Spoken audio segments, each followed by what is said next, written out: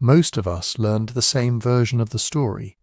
Two explorers, a vast untouched wilderness, a young woman pointing the way west, journals filled with wonder, and at the end of it a triumphant arrival at the Pacific Ocean, the continent finally known, finally mapped, finally claimed. It's a clean story, heroic and tidy, the kind that fits neatly into a textbook chapter and gets absorbed and filed away somewhere between the American Revolution and the Civil War. But here's what those textbooks almost never tell you. The America that Meriwether Lewis and William Clark actually walked through, paddled through, froze in, sweated through, and nearly starved in, looked almost nothing like the version we carry in our heads. The rivers were angrier, the land was more inhabited.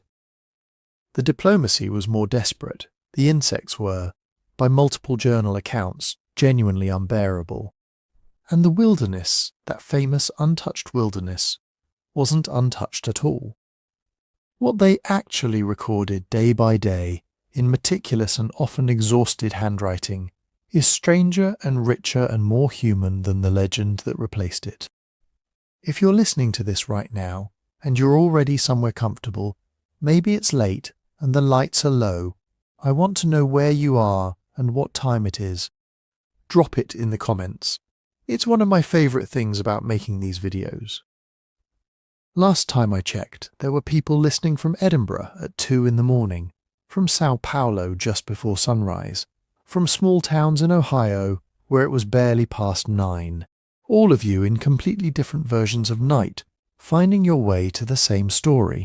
Tell me where you are, I check. It genuinely matters.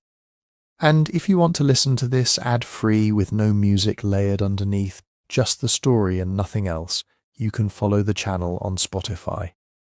The link is in the description. No interruptions, no sound design competing with the words. Just the history, clean and quiet, exactly the way a lot of you have told me you prefer it.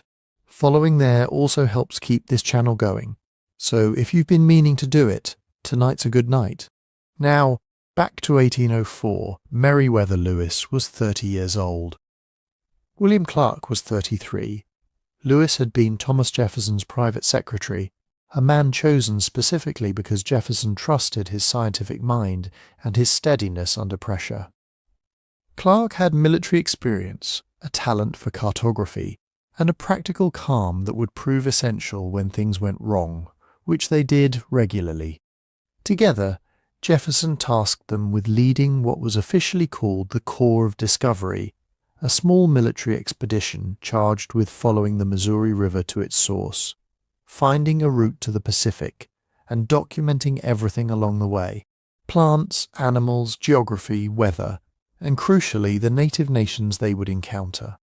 Jefferson wanted knowledge. He wanted trade routes. He wanted to understand what the Louisiana Purchase had actually bought. The ink on that agreement was barely dry when the Corps pushed off from Camp du Bois in the spring of 1804, heading into territory that most Americans of European descent had never seen and could only partially imagine. What they found was not what Jefferson imagined, and it's not what most of us imagine either. This isn't going to be the version where two men cut bravely through emptiness.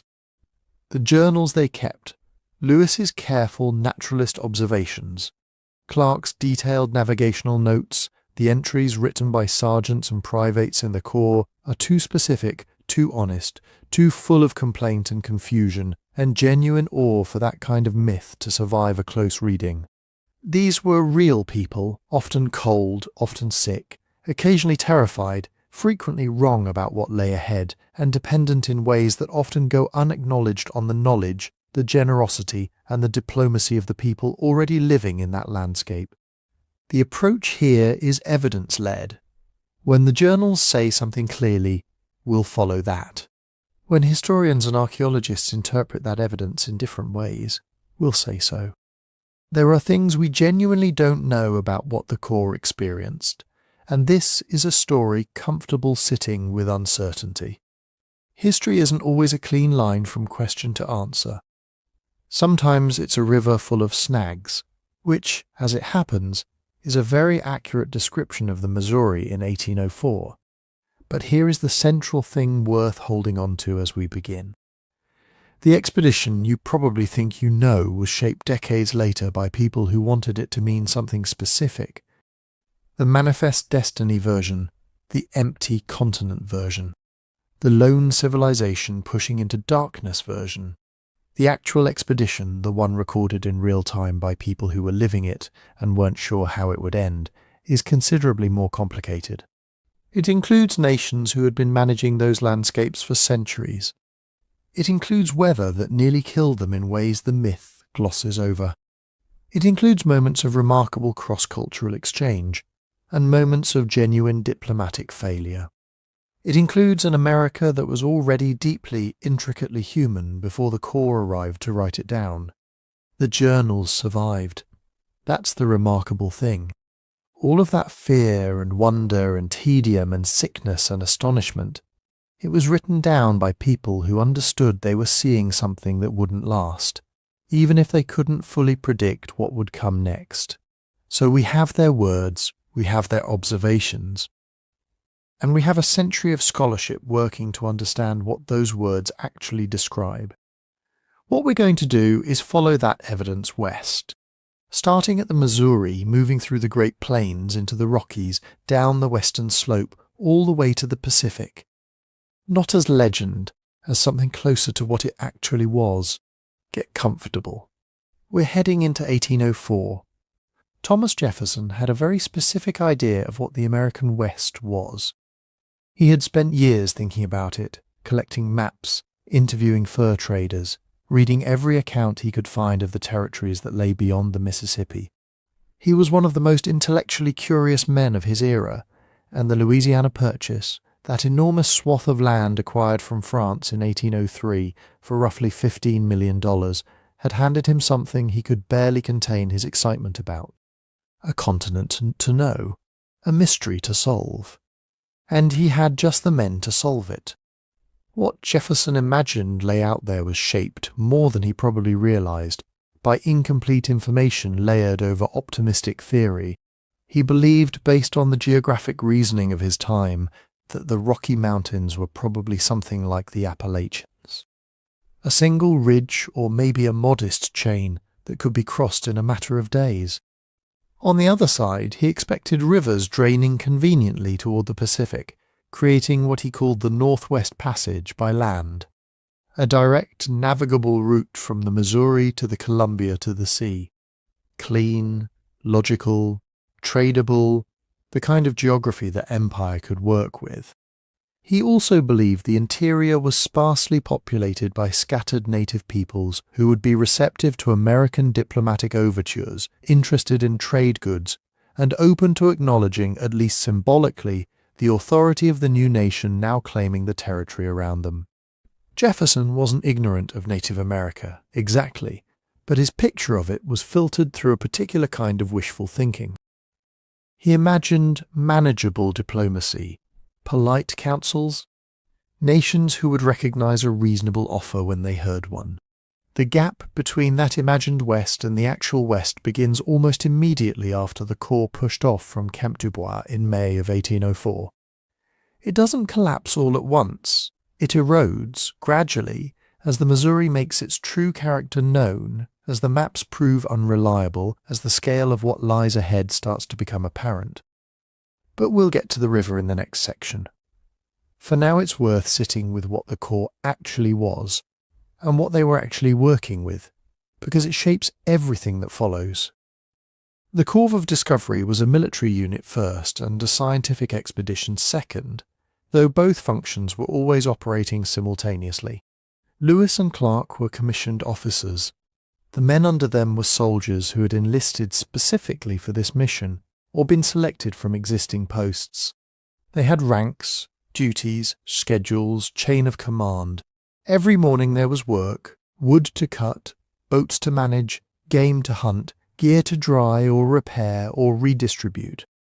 The journals that survive from this expedition weren't written in comfortable camp chairs at the end of leisurely days.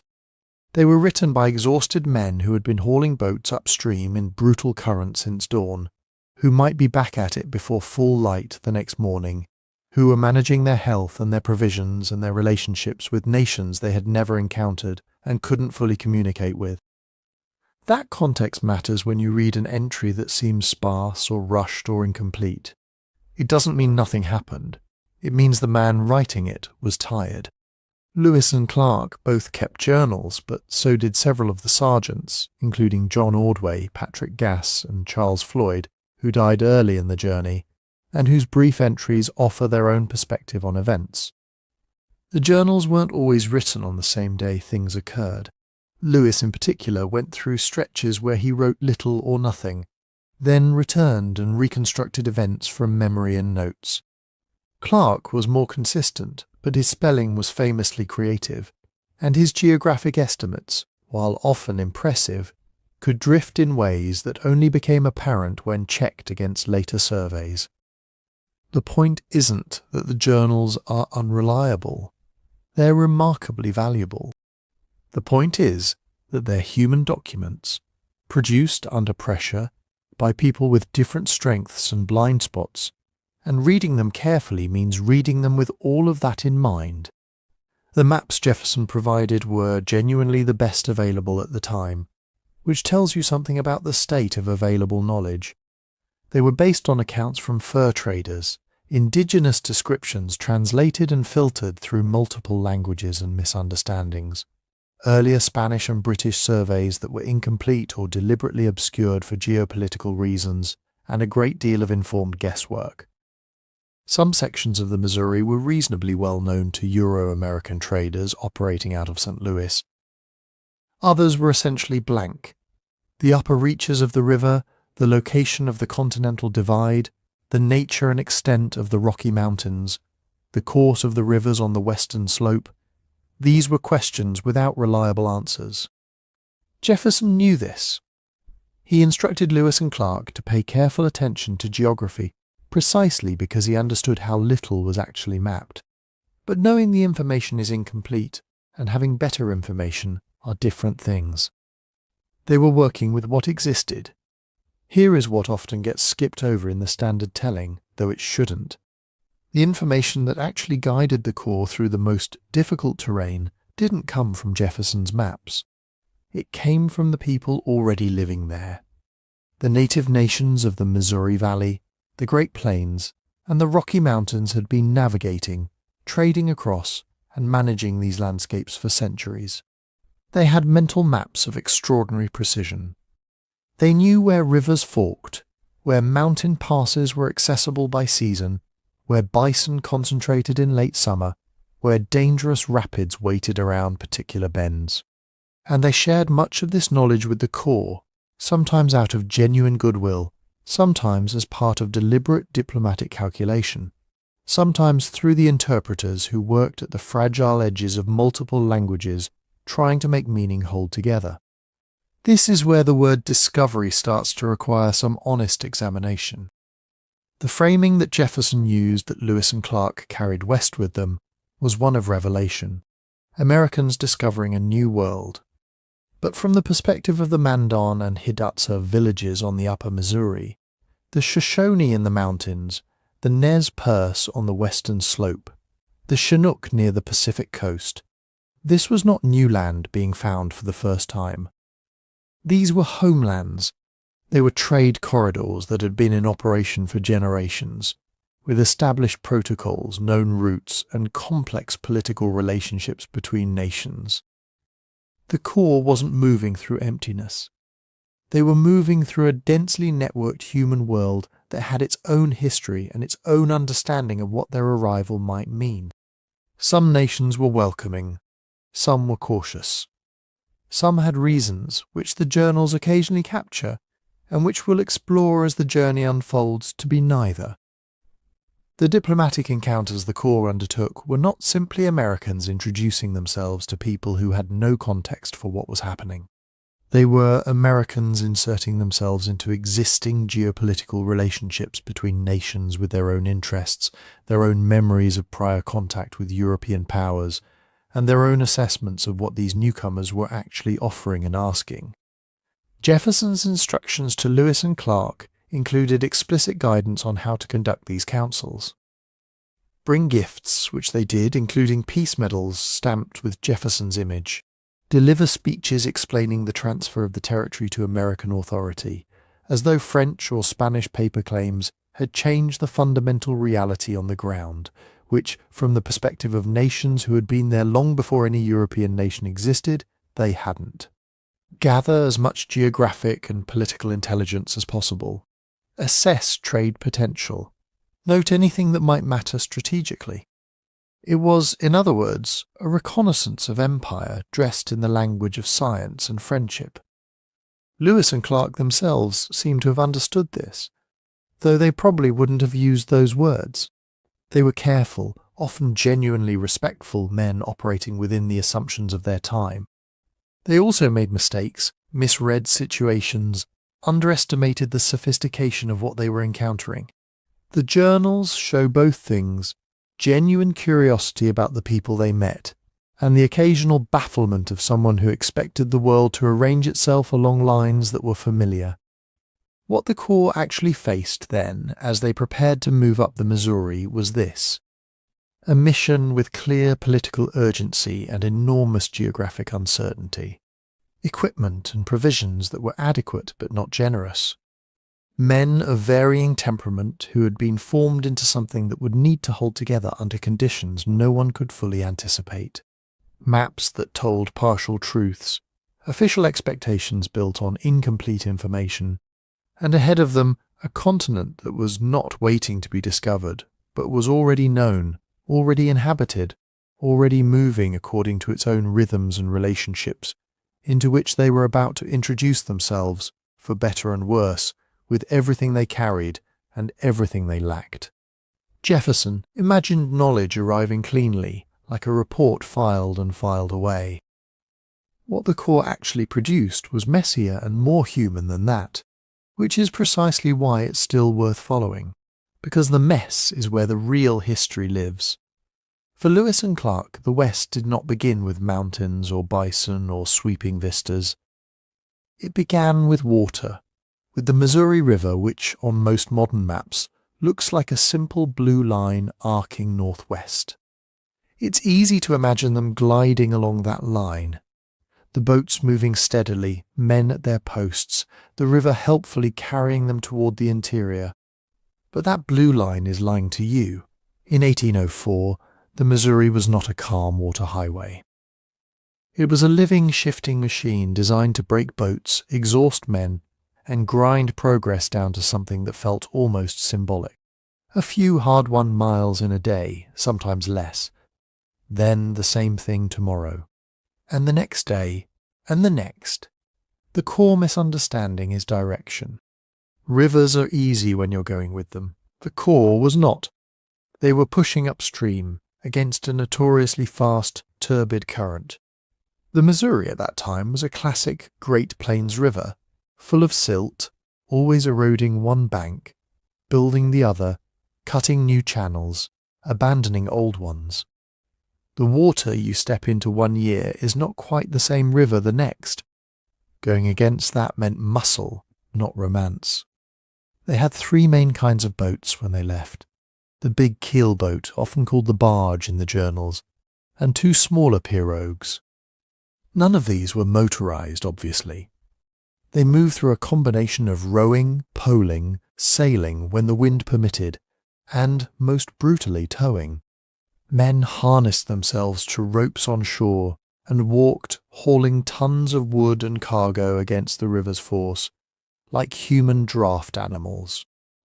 The journals are dry about this because the work was so constant it barely seemed worth remarking on. Proceeded on, Clark writes again and again. Two words that conceal everything. The hours of leaning into poles set against the river bottom, feet slipping in mud, shoulders burning. The shouted commands to keep a boat from slewing sideways. The cold shock when someone lost their footing and the current took them under the keel and out behind before they could gasp. Rowing sounds cleaner, but against that flow it was punishing. Oars bit into heavy, sediment-thick water. The boat inched forward. A gust of wind, a moment of inattention, and you lost 10 feet you just worked for. They were fighting a conveyor belt, and that was on a good stretch. Beneath the surface, the Missouri hid what they called snags, entire trees, ripped from upstream banks, swept down and lodged invisibly in the riverbed, their branches or trunks waiting just below the waterline. Hit one wrong and your boat could be ripped open. The river's colour made this worse. It was famously muddy, like thick coffee. Some later observers said, "You didn't see the danger until you felt the jolt." The men watched the surface constantly for odd ripples, odd patterns in the current that hinted at something below. Sometimes they guessed right, and the boat slid past with inches to spare. Sometimes they didn't. There are entries about stopping to repair damaged rudders, reinforce hulls, patch seams.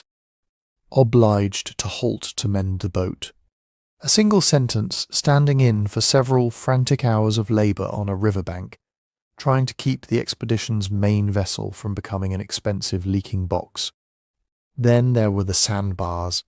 The Missouri built them and erased them almost at will. A stretch that had been deep enough last season might now be a shallow fan of sand.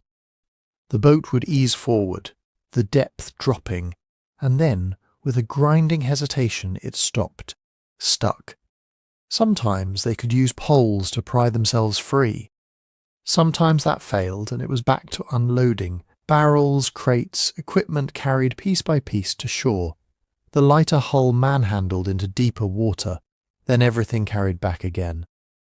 When we imagine exploration, we picture forward motion. The Corps spent a surprising amount of time simply getting unstuck. Overlay all of this with weather. Summer on the Missouri could turn ugly very quickly. Thunderstorms rolled off the plains with little warning.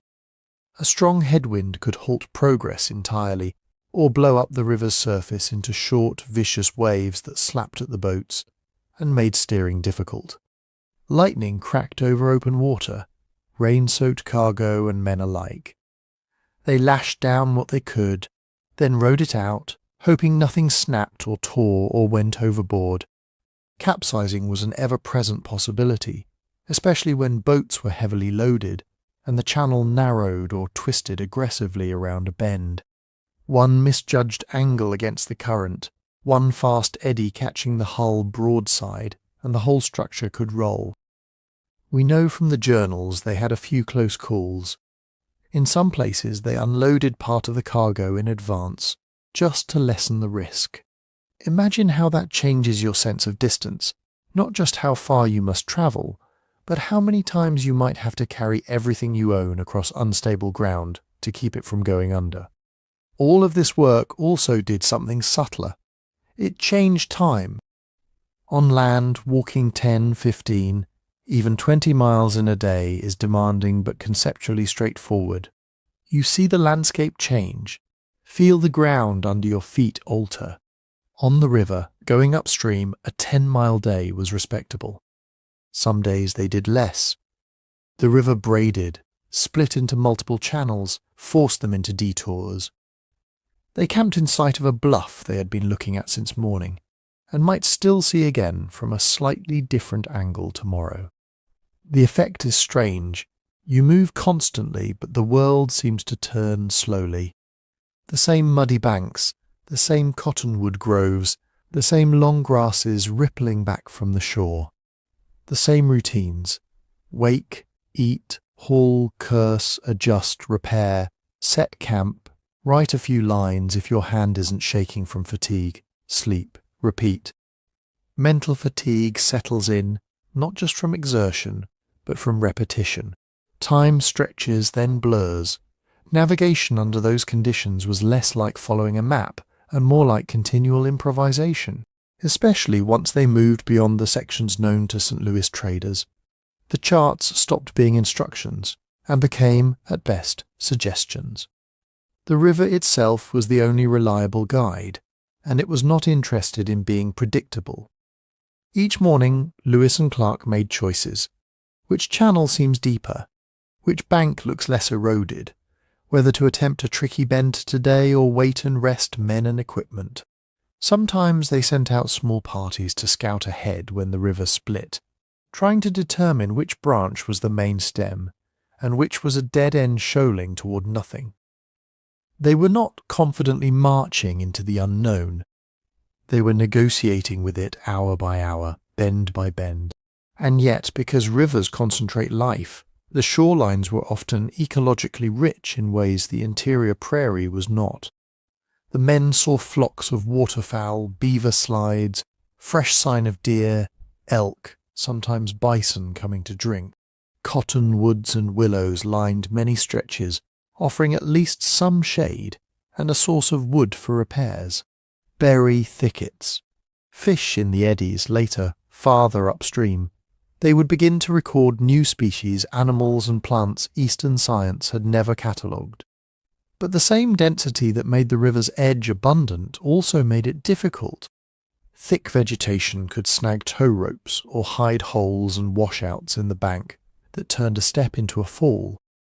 Mosquitoes and other insects thrived. The air near the water was heavy in summer, humid, carrying the smells of mud, decay and animal life. Bodies already tired from hauling boats now had to contend with bites, rashes, fevers that may have been mosquito-borne. The journals mentioned them briefly, the men lived them constantly. This tension between richness and friction shaped what the Corps noticed and what they didn't. When you're fighting the current, your attention narrows. You see the snag directly ahead, not the subtle pattern of how snags accumulate on one side of a bend more than another. You hear the thunder of an approaching storm, not the finer gradations of birdsong shifting with season. You record what matters for survival first. Water depth, bank stability, landing sites, fuel, game. Some entries burst with detailed observations of plants, animals and geological formations. Others, on days when the river had demanded everything, a little more than a line or two about distance and weather. It's not that there was less to see, it's that the observer was worn down. So when we picture the Corps moving up the Missouri, it's worth replacing the effortless glide with something grittier and more accurate. Think of a handful of boats wrestling their way against a powerful, changeable river. Men straining on tow ropes, cursing sandbars, hauling poles, making constant small decisions that determined whether the expedition advanced or stalled or suffered a setback that might echo for weeks. The Missouri was not just background. It was the first great antagonist of the journey, the road they had no choice but to take. And understanding how hard that road was is crucial, because everything else they encountered, villages, wildlife, weather, diplomacy, unfolded for them through bodies already carrying the weight of that upstream fight. By the time we usually drop Lewis and Clark into our mental movie, the scene is clean. Big sky, endless grass, a kind of sacred emptiness stretching away from the riverbanks, as if the Corps has slipped off the edge of the world and into untouched creation. That picture is comforting. It's also mostly wrong. The land along the Missouri in 1804 wasn't blank. It was lived in, argued over, burned, planted, harvested, and managed for generations before a single American flag showed up on a pole. When the Corps looked at those banks, they were seeing the surface of an ongoing human story that did not start with them and did not consider itself wilderness. The first clue is simply time. By 1804, many of the communities along the lower and middle Missouri had already been settled, in some form, for centuries. Horticultural villages, people growing corn, beans, squash and more, had risen, fallen, moved, rebuilt. Earth Lodge towns came and went on slightly different spots along the same bends, following patterns of soil exhaustion, flooding, trade and war. To the expedition, this could look new, fresh, as if they were the first to write this landscape down. They weren't. When they passed what looked like open prairie, they were often moving through land cleared, maintained, and intentionally kept open by native fire. controlled burning broadcast fires set at particular seasons and frequencies, did several things at once. It reduced brush and tree seedlings, encouraged new grass, attracted bison and other grazers, controlled certain pests and made travel easier. To a Euro-American eye trained on European forests and hedgerows, a wide park-like grassland with scattered groves might read as natural scenery. To the people who lived there, it was closer to a garden, a mosaic of habitats created over time by deliberate choices about when and where to light the match. This management wasn't written in fences or straight lines.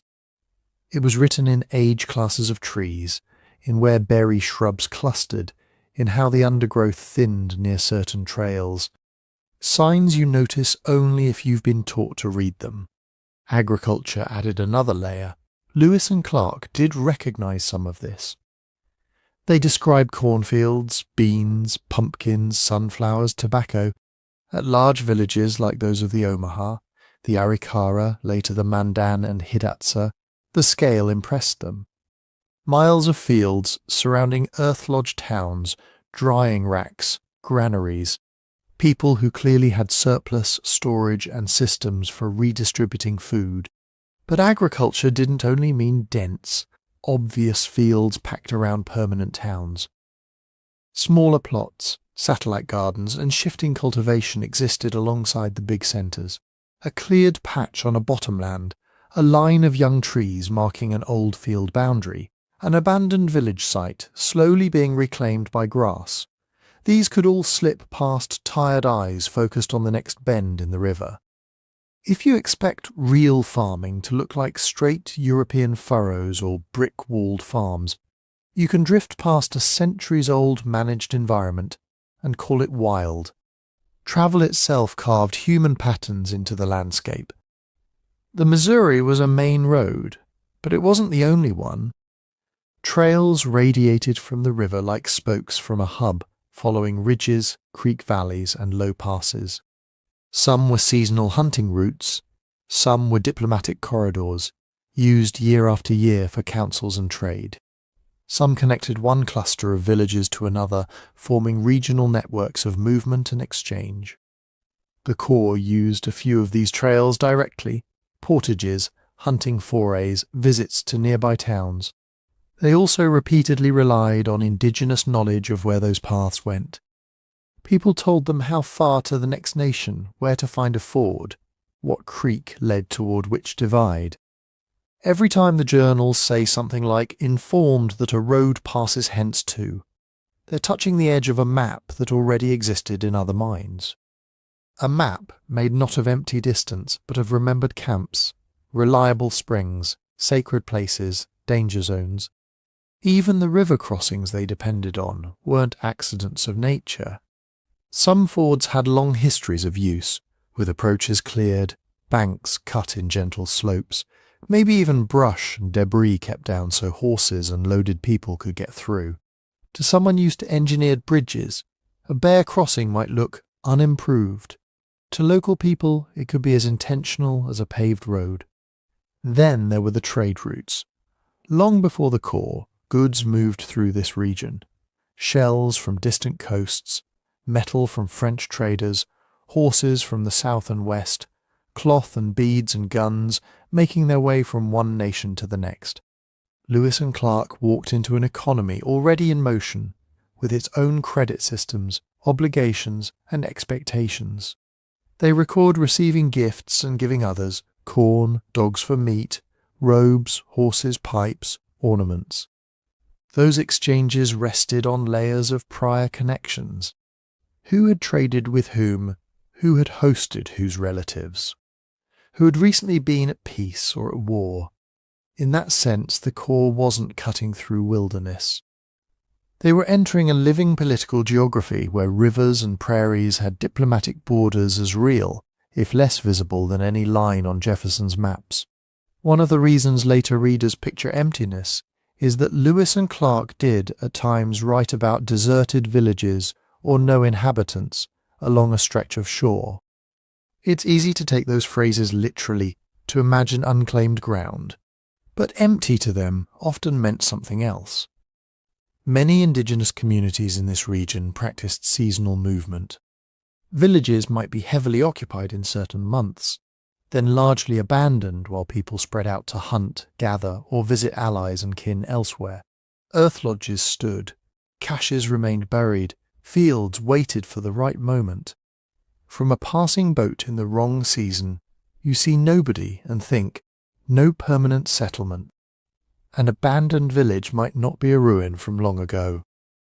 It could be a place abandoned last year because of disease, flood, or conflict, or a site temporarily relocated upriver for better trade access, leaving behind storage pits and partially collapsed lodges. To those who knew the backstory, each post, each depression in the ground had names attached, families who once lived there, events that had unfolded. To an expedition just proceeding on, it could blur into scenery. Conflict reshaped the map as well. The early 1800s were not a peaceful, static moment. Epidemics from earlier waves of European contact had rolled through. Horses had transformed warfare and mobility. Some nations were in the middle of pushing others out of key hunting grounds. Others were reforming in new locations, consolidating survivors. So when the Corps travelled through what seemed like uninhabited stretches, they might be moving through contested buffer zones, areas avoided because raids were common, or because treaties between neighbouring groups designated them as neutral ground. Silence in the journals does not mean silence on the ground. It can mean, we were advised not to linger here. Add diplomacy, and the pattern grows more complex. Indigenous politics shaped who chose to be present when the Americans came. Word of the expedition travelled ahead of them. Some communities decided to meet them in force, show numbers, emphasize strength. Others sent only a few representatives downriver, keeping most of their people elsewhere until they understood the newcomers' intentions. Still others, wary or hostile, avoided direct contact altogether. As a result, the core experience of who lives here was filtered through these choices. If a nation decided not to camp along the main channel while the Americans passed, the landscape could look far more empty than it really was. Villages tucked a few miles inland might go unrecorded. Trails that bent away from the river might as well not exist. Layer on top of all this the lens they brought with them. The men of the Corps had categories for land, farm, village, forest, waste. They looked for ploughed fields, fences, stone buildings, permanent roads. When they didn't see those, they had a tendency in their writings, at least, to slide toward words like unimproved, wild, vacant. Those words did political work back in Washington. They made it easier to imagine treaties, purchases, and, eventually, dispossession.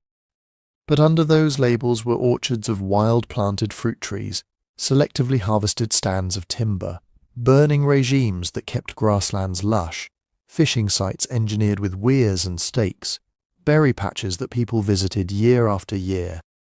1,000 small human interventions designed not to fix the land into rigid boundaries, but to keep it flexible, resilient, and productive.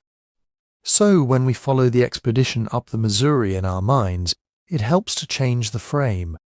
Don't see the banks as untouched. See them as a palimpsest, layers of previous use, some visible, some faint, some wiped clean by flood or fire and started again. The Corps was not charting empty space. They were moving through someone else's mental atlas, often without knowing it. Each bend, each prairie, each wooded island could carry meanings, ownership, memory, taboo, that no American map of 1804 recorded. Their journey, from the very beginning, intersected living political geographies. Every camp they chose was also a place someone else might claim for planting or hunting. Every stretch they labelled barren might be a hunting ground in waiting, set aside by fire and season. Every treaty council they imagined as the first was, in reality, one more meeting layered onto a long tradition of councils under cottonwoods and on high bluffs overlooking this same difficult river. Once you see that, The idea of Lewis and Clark as lone pathfinders in virgin nature starts to dissolve. They were travellers on routes that others had already traced, reading a landscape that had been carefully, quietly human for a very long time. If the land wasn't empty of people, it wasn't empty of animals either. Lewis and Clark's journals are full of what later readers love to quote, immense herds, incredible numbers, infinite multitudes of bison, elk, antelope, waterfowl. It's tempting to imagine that once they pushed beyond the farm fields of the lower Missouri, meat simply walked up and volunteered for dinner. It didn't. Those scenes of abundance were real, but they were moments, snapshots, set inside a daily grind that felt much less secure. From the expedition's point of view, every sunrise came with the same quiet question. Do we have enough meat to feed more than 30 men today and tomorrow and the day after that? Numbers make the problem clearer. A single adult doing that kind of labour, hauling boats, cutting wood, marching, standing guard, could easily burn 4,000 or 5,000 calories a day. Now multiply that by the size of the corps, add in interpreters, occasional visitors, and the needs of dogs and horses when they had them. Even allowing for flour, corn, and other rations, they were running a deficit that only meat could close. So when the journals say men employed in hunting, that isn't background colour. That is survival work. Hunting took time. It meant leaving the safety and known route of the river, walking miles into country you didn't fully understand, often in heat, cold, or driving wind. It meant carrying a heavy firearm, powder, lead, maybe an extra shirt or some small provisions. It meant getting separated from the main party when there was no easy way to call or coordinate. And then there was the uncertainty. You could go out in the morning expecting to see game plentiful and come back at dusk empty-handed, having burned energy you couldn't easily spare. You could also stumble onto more animals than you had men, ammunition, or daylight to process. The famous days when they felled dozens of animals were double-edged. A feast, yes, but also hours of butchering, hauling, preserving and guarding meat from scavengers and thieves, human and non-human. The weapons themselves imposed limits. Most of the corps still relied on smoothbore muskets and simple rifles. Every shot cost powder and lead, both finite and heavy to carry. You couldn't afford to waste ammunition trying for distant or bad-angle shots. Misfires were common. A damp charge, a faulty flint, a poorly cast ball could mean the difference between fresh dinner and another dip into dwindling stores of dried meat and corn. Every kill came with physical risk. Close-range hunting of large animals meant getting near hooves, horns, and sheer momentum. An elk can break a leg. A charging bison can crush ribs. Even a deer, if wounded and desperate, can kick hard enough to do serious damage. Slippery riverbanks, prairie dog holes hidden in the grass, and sudden gullies added ambient danger. A twisted ankle could take a hunter out of rotation. A broken bone could threaten his life. That risk was magnified by the rhythm of animal behaviour and the seasons.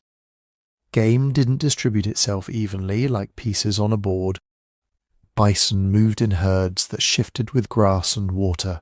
Elk and deer favoured certain cover, certain times of day. Waterfowl might darken the sky during migration, and then, weeks later, become scarce ghosts on distant sloughs. Insects, heat, and the quality of forage shifted where and when animals wanted to be. Lewis and Clark noticed some of this. They remark on animals growing lean in late winter, on bison leaving areas where grass had been heavily grazed or burned, on the way pronghorn antelope preferred the open prairie and stayed just far enough out of range. But they were always playing catch-up to local knowledge. Native hunters already understood the schedules. When bison usually came through a given stretch, what wind patterns would spook deer from a bottomland? How a shift in bird calls might mean predators nearby. The corps was learning in real time, with far less margin for error. Their own presence reshaped the game around them. 30-plus men, dragging boats upriver, chopping wood, singing, shouting orders, firing guns for practice and defence. That's a lot of noise and scent.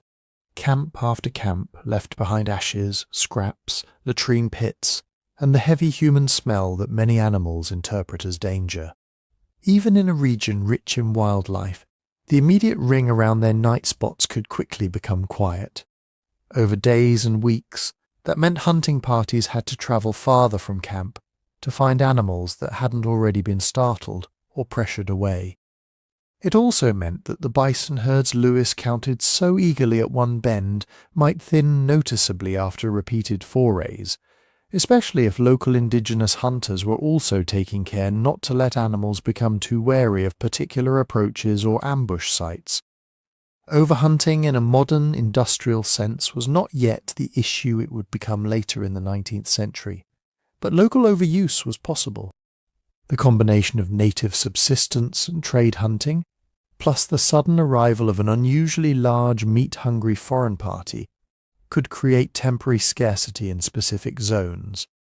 The journal's occasional complaints about no game in sight often reflect that localized depletion. And then there were the animals that shaped the expedition's sense of danger. Popular retellings love to highlight grizzly bears, and for good reason. The Corps' encounters with them are some of the most vivid pages in the journals. Multiple shots failing to bring a bear down quickly, wounded animals still charging, men retreating to the river in panic. Those stories aren't mere bravado. They reflect a recalibration of risk. Bears east of the Mississippi were one thing. These massive, tundra-fed, rarely hunted predators were another. But fear wasn't only about claws and teeth. Wolves, often mentioned in chorus with howling at night or trailing along the edges of camps, were less a direct threat to human life than to human food. A wolf pack could strip an unwatched carcass quickly.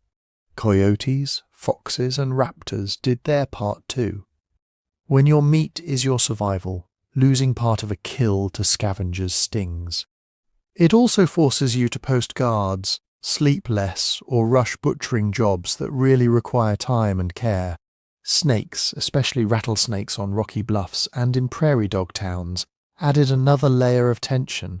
A bite far from camp, with limited medical understanding and no antivenom, could be catastrophic. The journals record cautious killing of snakes near camps and along trails, not because every snake was a mortal enemy, but because the cost of a mistake was unacceptably high. Even harmless animals could loom large in the expedition's risk calculations. Bison herds, if startled in the wrong direction, were capable of stampeding across a campsite or overturning boats near a crossing. A herd moving at night might sound like thunder and remain invisible until the last moment. Horses, borrowed or acquired from native nations, could spook at sudden movement, bolt, or injure handlers. In the context of a long expedition, an injured horse could mean lost transport for goods they couldn't afford to leave behind. Behind all these experiences was the filter of 1804 knowledge and language. When Lewis described a new or unfamiliar species, he did so using the categories and comparisons available to him. An animal might be called a goat or sheep based on horns and behaviour, even if it wasn't closely related in the biological sense we'd use today. Antelope became the chosen label for pronghorns, though modern taxonomy puts them in their own unique family. A burrowing rodent with social behaviour and distinctive calls became the famed barking squirrel, later standardised in English as the prairie dog. What the Corps chose to notice and record was shaped by what seemed useful, curious, or theoretically important to them. They measured antlers, counted the number of young in a litter, noted fat content and taste. They speculated on migration, breeding, and diet. Their words carry the assumptions of early 19th century natural history, a mix of keen observation, limited comparative data, and a tendency to fit new creatures into old world frames. That means when we read countless buffalo, we need to remember that countless is a feeling, not a census. When we see this animal appears to be of the deer kind, We have to mentally translate from their categories to ours. The same goes for their moral judgments. Timid, fierce, stupid, vigilant. Those are impressions from hungry, tired men with guns in their hands, not neutral scientific labels. Yet through that filter a consistent picture emerges. The Missouri Valley in 1804 was rich in animal life, but not endlessly generous. It required knowledge, local, indigenous, seasonal knowledge, to tap that richness predictably. The Corps, entering as outsiders, experienced both the highs of astonishing abundance and the lows of anxious scarcity. They learned day by day that meat did not simply exist out there waiting to be tallied. It had to be found, stalked, killed, processed, defended, and carried. Their journey wasn't a sightseeing tour through a wildlife museum. It was a constant negotiation with other living beings, in a landscape where those beings had their own patterns, their own histories with human hunters, and their own ways of responding to this noisy, persistent, meat-hungry band pushing slowly upstream. And while they learned to read those patterns, their bodies paid the price in sore feet, near misses, sleepless nights listening for bears and wolves beyond the firelight, and the ever-present calculation: how far can we go tomorrow on what we managed to kill today?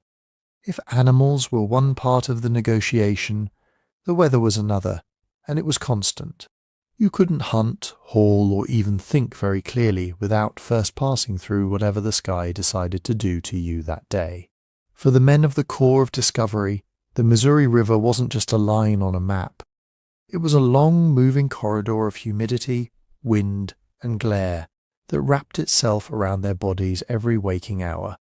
Start with the sun. On a cloudless summer day, the prairie offered almost nothing in the way of shade.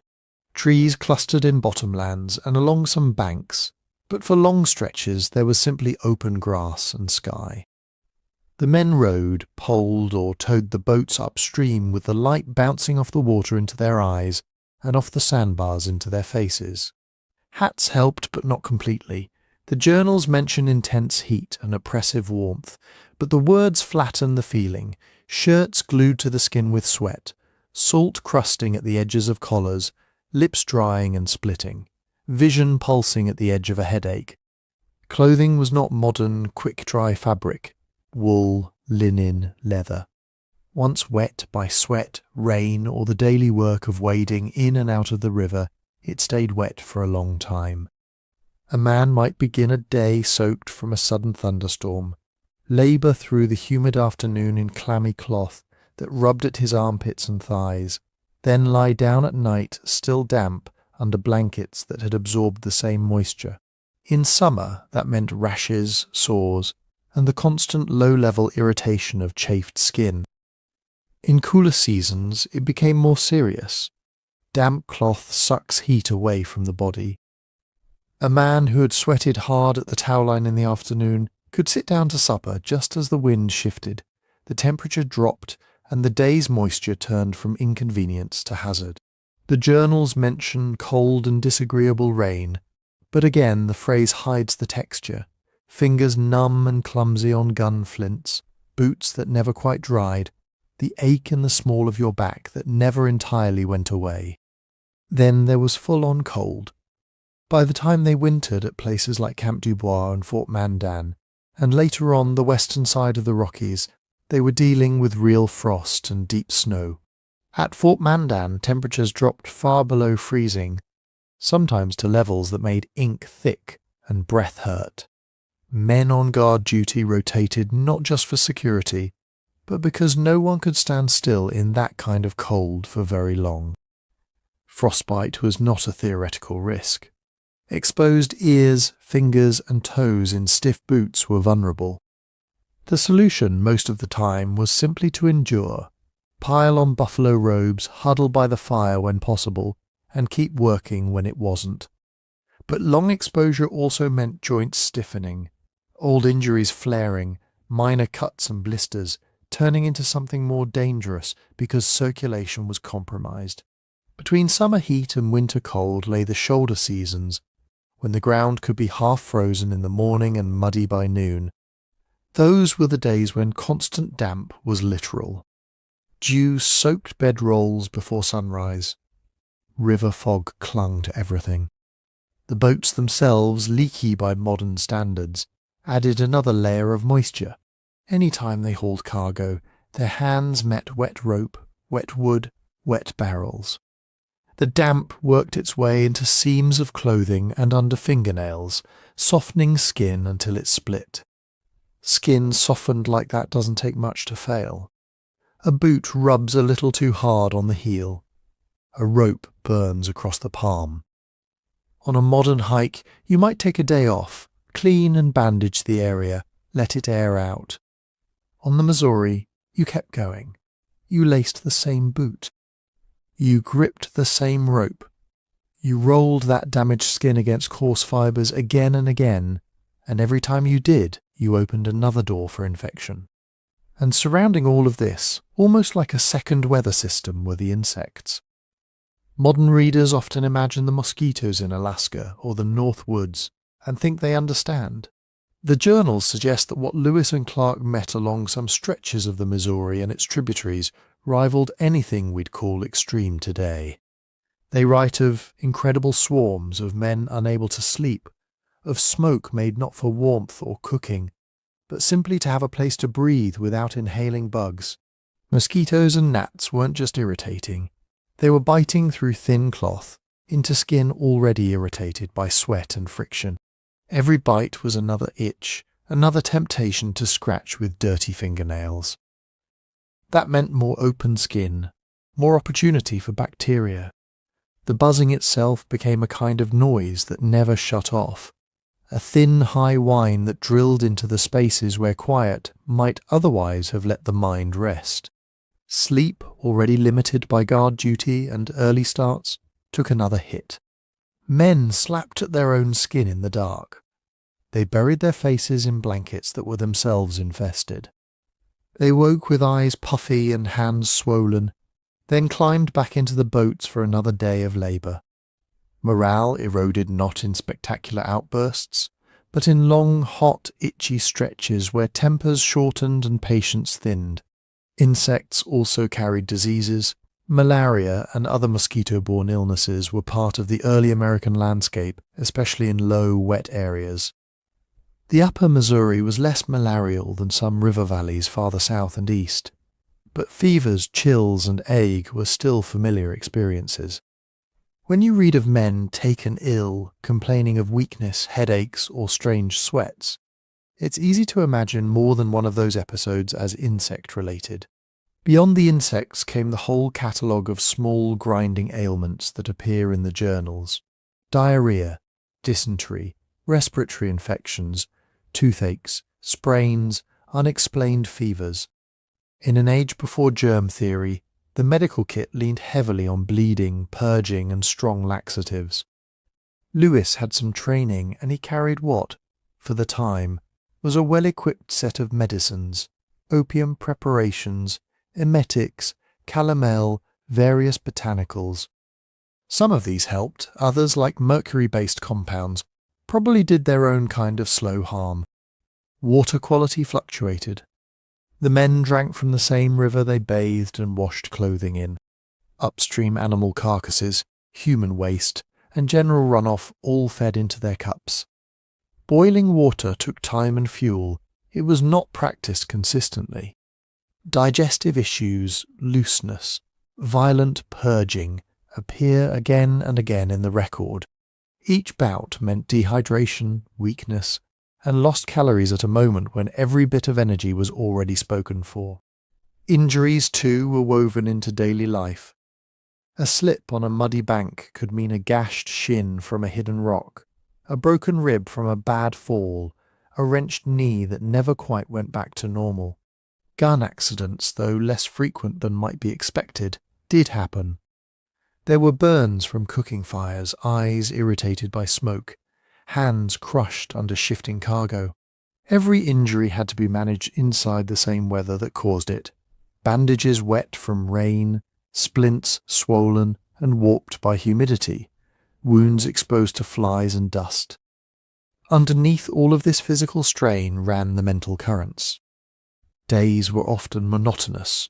The same bend of river, the same work at the poles, the same ration of meat or corn, the same roll of bedding at night. The novelty of discovery, new plants, new animals, new human communities, came in bursts, but much of the expedition was repetition. Monotony by itself is not lethal, but combined with fatigue and discomfort, it wears at morale. Homesickness was real. Many of the enlisted men were young, far from familiar towns and families, headed into a region that in Euro-American terms had no clear map back. Letters were impossible. News from home did not exist. When someone fell ill, he did so with no easy way to imagine how his family would even learn his fate if he died. Anxiety came in layers. There was the immediate worry about weather, food, and health. There was apprehension about encounters with unfamiliar native nations. Would this next village welcome them, ignore them, or see them as a threat? And over all this lay the weight on Lewis and Clark themselves. The knowledge that Jefferson's expectations rode on their success, that misjudging a route, a season, or a political situation could doom not just them, but the entire vision of a continental republic stretching to the Pacific.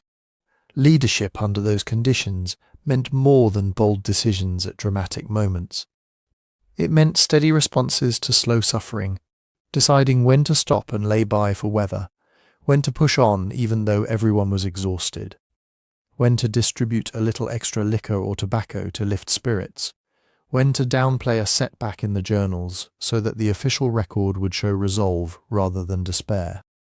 This is part of why later, heroic narratives smooth out the misery. It is easy to tell a story that jumps from a thunderstorm to a grisly attack to a triumphant council with a chief. It is harder and less glamorous to linger on the fact that in between those scenes someone lay awake for hours scratching mosquito bites, someone else quietly worried about a persistent cough, and another man pulled the same stiff sock over the same unhealed blister for the 15th day in a row. Slow suffering doesn't fit neatly into an adventure frame. It doesn't produce quotable lines, it produces silences, short journal entries, and understated remarks like "the men much fatigued" or "the day very disagreeable." When you line those entries up, though, a pattern emerges. Weather and its bodily consequences didn't just colour the expedition, they shaped its choices. Route decisions often hinged on seasonal expectations. Whether a creek would be fordable or flooded, whether snow would close a pass, whether a frozen surface could briefly become a road. Camp locations were chosen with an eye to shelter from wind, access to wood for fires, and some measure of relief from insects. High banks to catch a breeze, smoky fires set up wind, islands where moving air might keep the worst swarms at bay. The tone of the journals shifts with these conditions. On fair days with manageable temperatures, the entries expand, detailed notes on botany, geology, ethnography. On days of heavy rain, intense heat, or biting cold, they often contract to the bare bones. Mileage, a few remarks on hardship, then nothing. Mental bandwidth was a finite resource, and the weather rented most of it. When we reconstruct 1804 in our imaginations, we tend to see landscapes and events. The men of the Corps knew another layer that sat right against the skin. Sun that burned, rain that soaked, frost that stiffened fingers, air that vibrated with insect wings. Their journey was not merely across miles, but through a continuous shifting climate that pressed itself into their muscles, their nerves, their sleep, and their moods.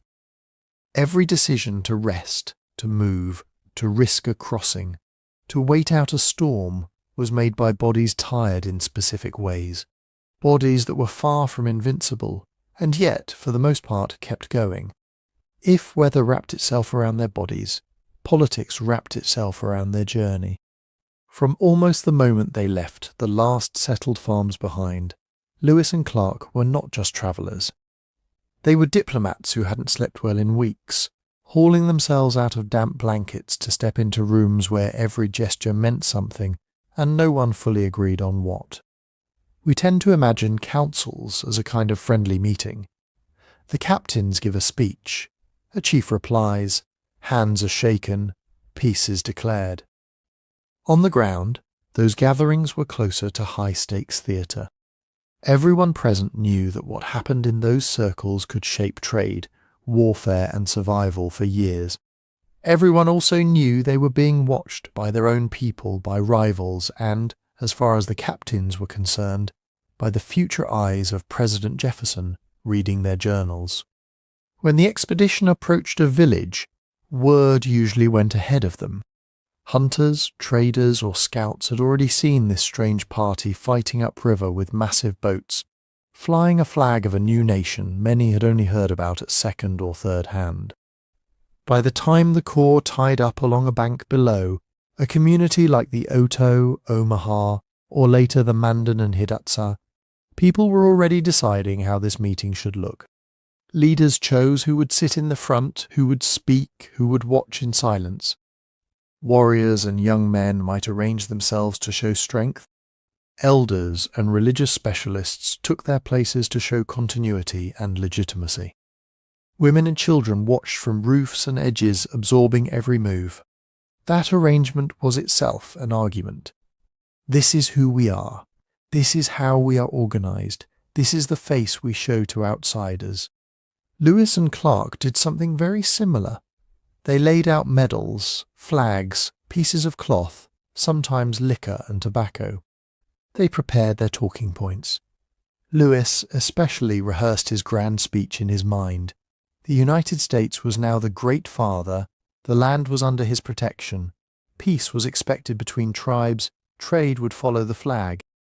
The council ring became a kind of simultaneous performance, two plays on the same stage, written in different languages, running at the same time. The symbols Jefferson had sent west were meant to be unambiguous. A Jefferson Peace Medal stamped with the president's profile, an American flag, a written certificate signed by the captains. In US thinking, these things connected the recipient directly to the new republic, enrolling a leader into a widening web of allegiance. But metal around a neck, cloth on a pole, and marks on paper do not explain themselves. A medal could be many things. It could signal a new trade relationship, a promise that this person would be favoured when the next trader came upriver with guns, powder and cloth. It could mark a successful gamble, this stranger backed the Americans instead of the Spanish or the British or a rival band. It could be valued simply as a beautiful and rare object, to be worn or hidden or melted down and reworked. It could also attract jealousy or suspicion from rivals, who wondered what private agreements lay behind it. A flag could be read as a military standard, a ritual object, or simply a striking piece of coloured cloth. Some communities already had experience with European flags and their shifting meanings.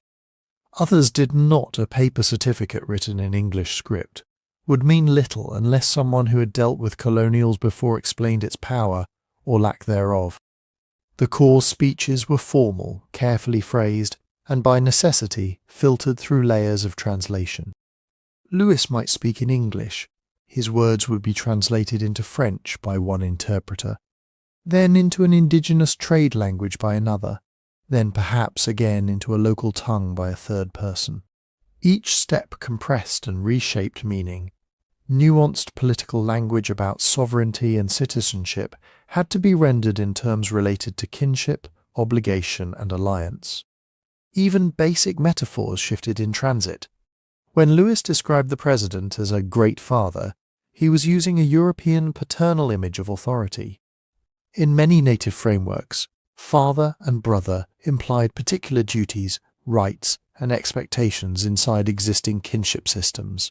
To accept a father might mean to expect concrete gifts and ongoing aid, not abstract recognition or distant promises. Every time the captains thought they had clearly explained something, what actually reached their listeners was a blend of what could be translated, what fit into existing mental categories, and what people chose to hear. The return speeches they received were filtered the same way, back through French and trade tongues to the captain's ears.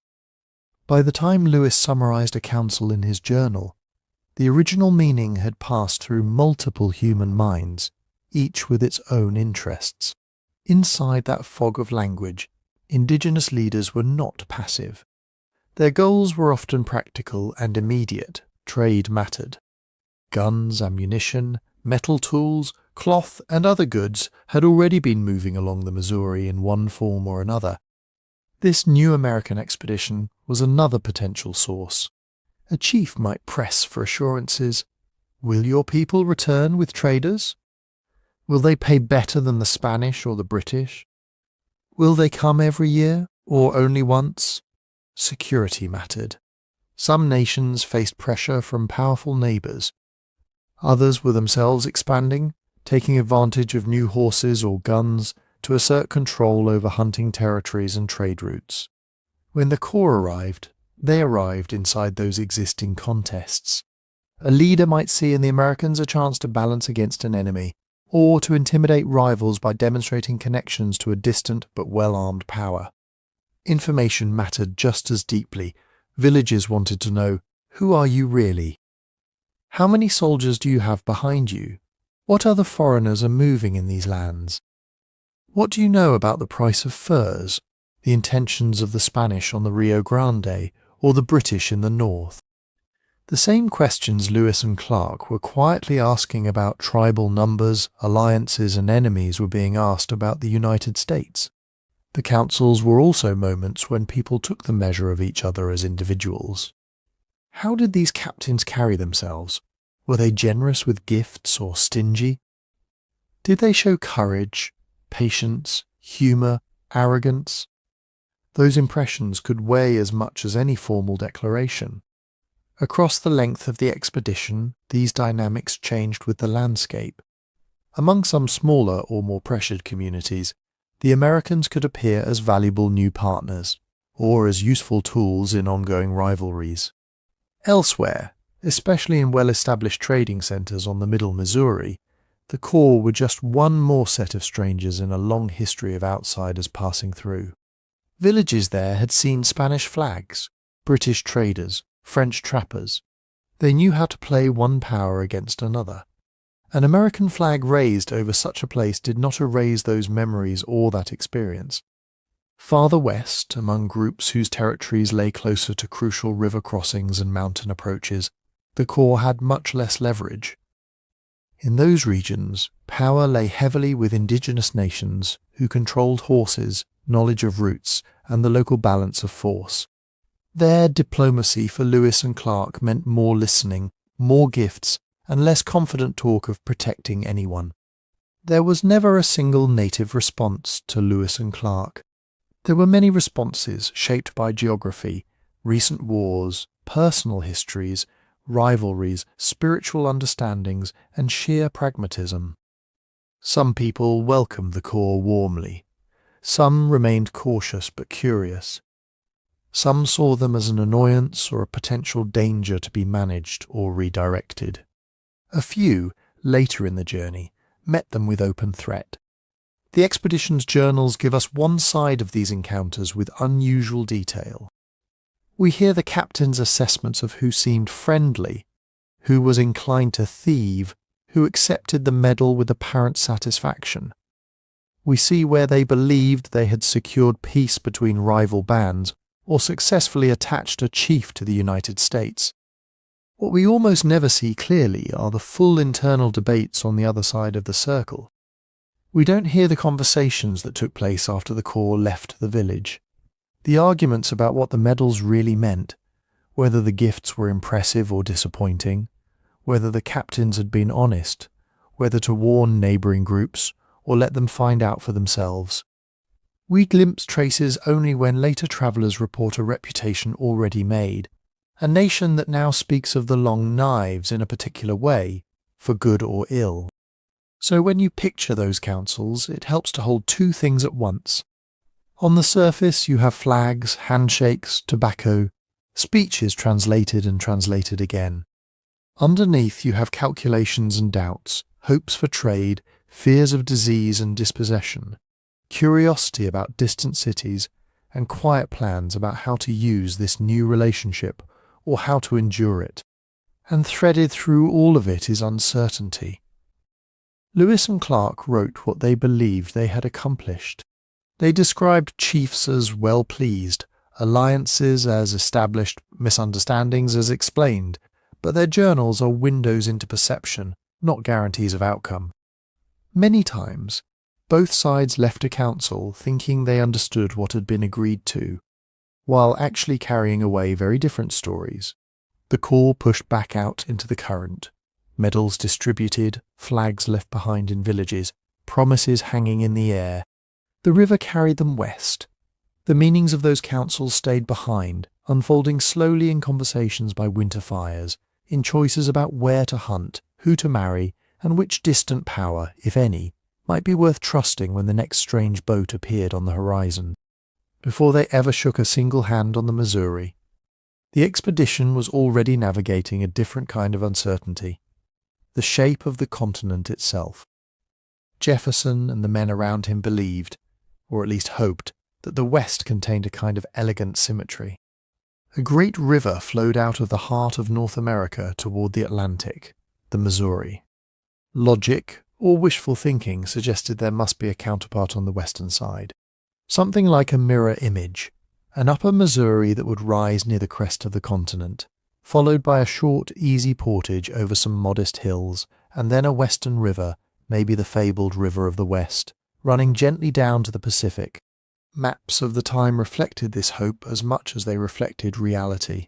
Lines of rivers bent gracefully toward one another, sometimes connecting in places no one had actually seen.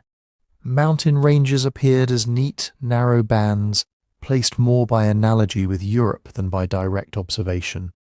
On some maps, a single peak or height of land separated the Atlantic and Pacific watersheds, as if the Rockies were a kind of elongated hill rather than a sprawling, folded system of ranges and plateaus.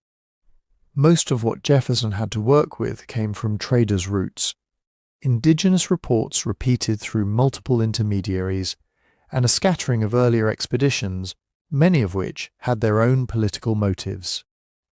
Spanish and British maps might leave blank spaces or misleading features on purpose, to protect trade secrets or discourage rivals. French cartographers sometimes smoothed uncertainties into confident curves. A dotted line could be the trail of one hunter's memory, but once inked on a fine sheet and labelled carefully, it looked authoritative. Into this world of paper and speculation stepped Lewis and Clark, instructed not just to travel, but to make the map better. Out on the water, making a map did not mean unfurling a neat diagram and tracing a route.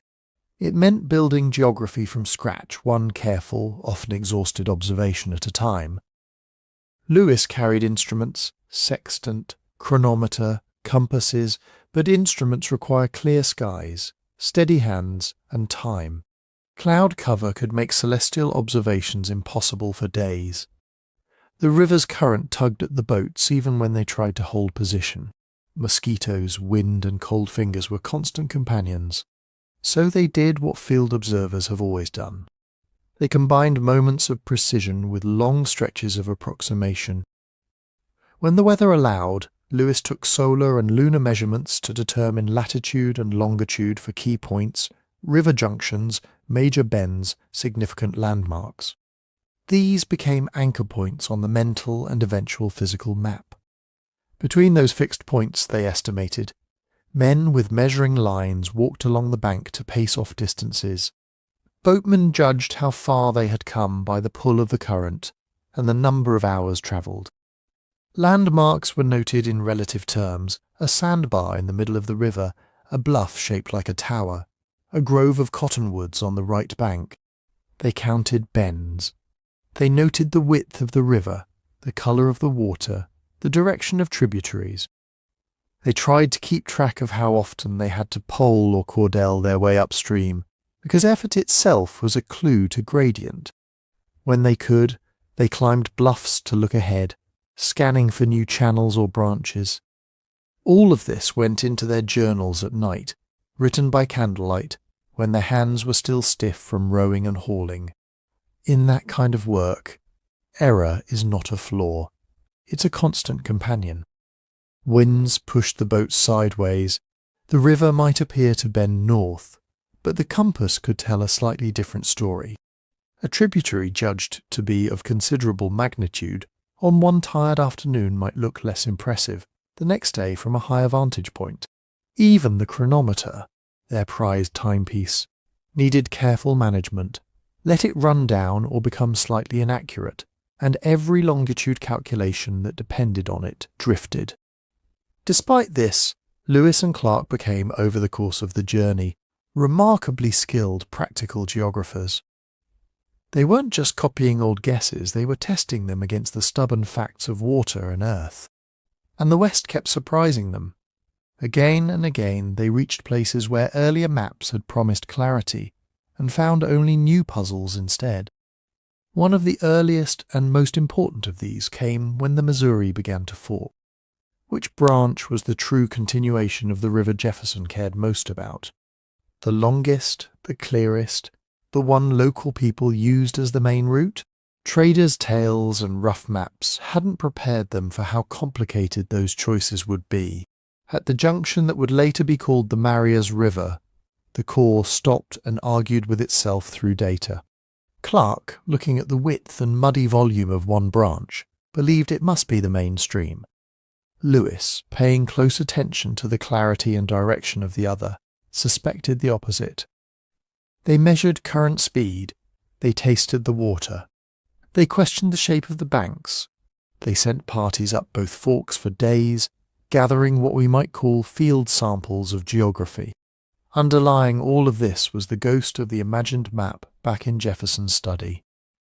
Somewhere ahead, they believed, the Missouri would bring them as close as possible to the Continental Divide. If they chose the wrong branch now, they feared they might be carried too far north or south and lose any chance at the quickest route. They were not, however, alone with their instruments. Long before the Corps scratched latitudes into their notebooks, indigenous travellers had been moving through this landscape, naming rivers, tracing seasonal paths, creating mental maps that were no less detailed for being unwritten. Those maps didn't look like European charts. They were often organised around travel times, kin relations, hunting grounds and story places rather than abstract grids of latitude and longitude. Again and again, the expedition depended on those alternate ways of knowing. Up and down the Missouri from the lower villages to the high plains and then into the mountains, they asked people which river to follow, where a pass could be found, how long it might take to cross from one drainage to another. A hand drawn in the dirt, a gesture toward a line of distant peaks, a list of camp spots recited by someone who had walked them as a child.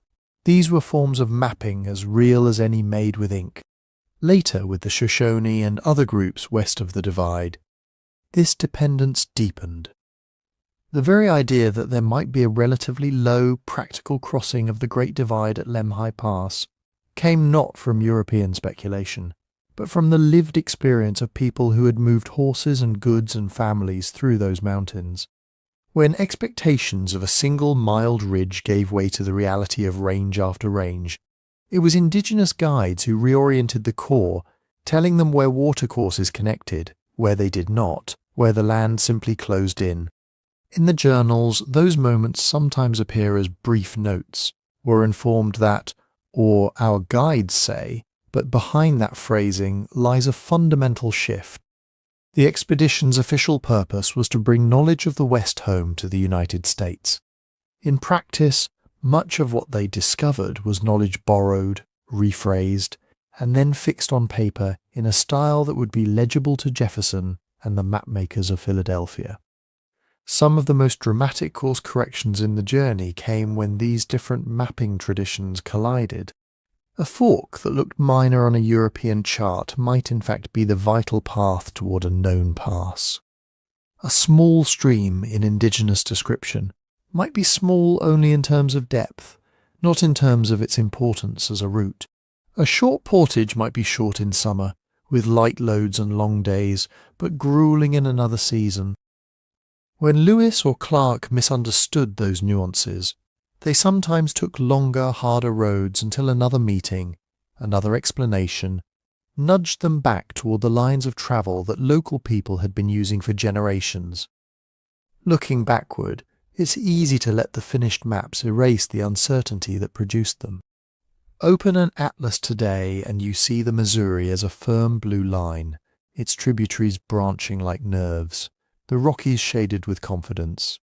There is no sign of the days spent doubting at a river junction, of the times when the captains wrote in their journals that they were much at a loss, of the evenings when 2 or 3 different stories about the land ahead all seemed plausible. Later retellings often compress those doubts into a neat narrative of success. The Corps is said to have found the pass, chosen the correct fork, discovered the river connection, as if each decision were clear at the time. Map lines drawn after the fact can make a tangled process look like a single decisive stroke.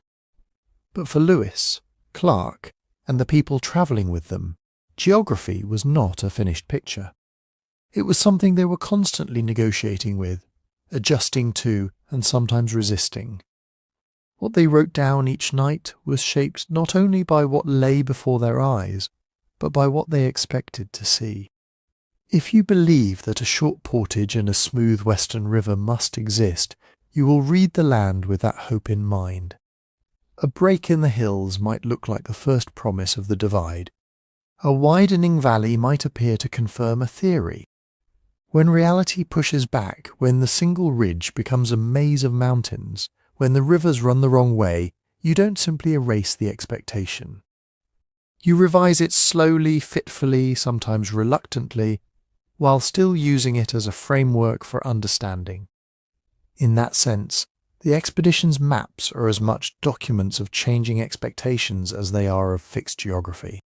With each new observation, each corrected longitude, each bit of guidance received from people who already knew these routes, the imagined West inside Jefferson's mind shifted. The elegant symmetry gave way to a more complicated truth. A continent where watersheds braided and split, where mountains were not a simple wall, but a series of obstacles, where the shortest path from one ocean to the other was not necessarily the one a river could offer. What Lewis and Clark saw of that geography was always filtered, through instruments, through exhaustion, through the advice of those they met, and through the powerful pull of the map they hoped to confirm.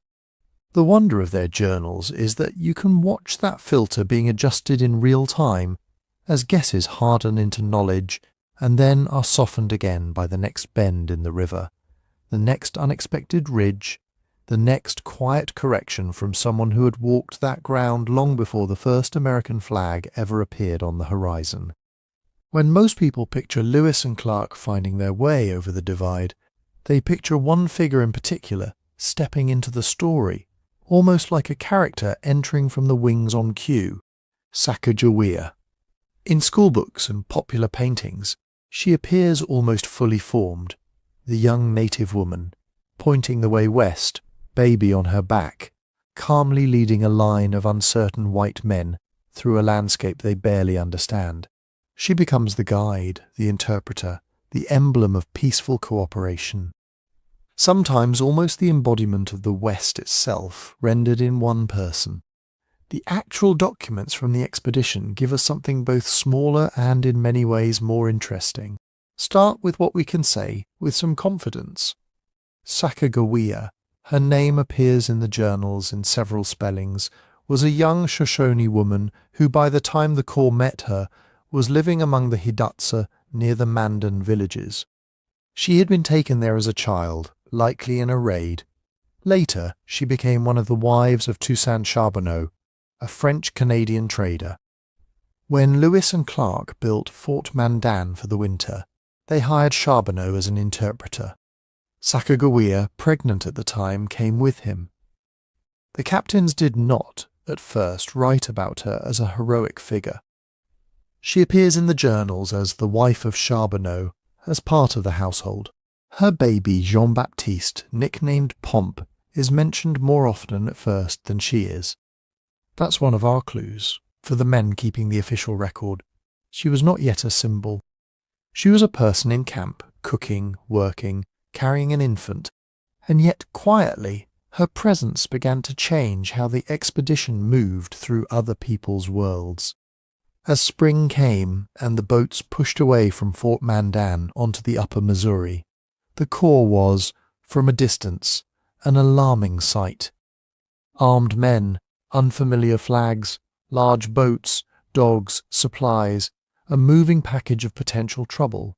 Out on those plains, parties of that size usually meant warriors on the way to raid or to press a demand. Women and children sent a different message. When people looking down from a bluff or out from a village saw a young woman and a baby with the strangers, it signalled something important. This was not a war party. These were travellers, trading partners, negotiations in motion, not an invasion force.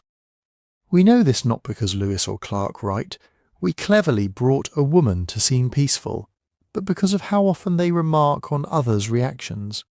Villagers are surprised by the boats. Then, as conversation begins, the presence of Charbonneau's family is simply taken in as part of the total picture. Threat is recalibrated. Sacagawea's gender and her role as a young mother softened the silhouette of the Corps at exactly the point in the journey when misunderstandings could most easily have escalated into violence. Her second major role was more direct.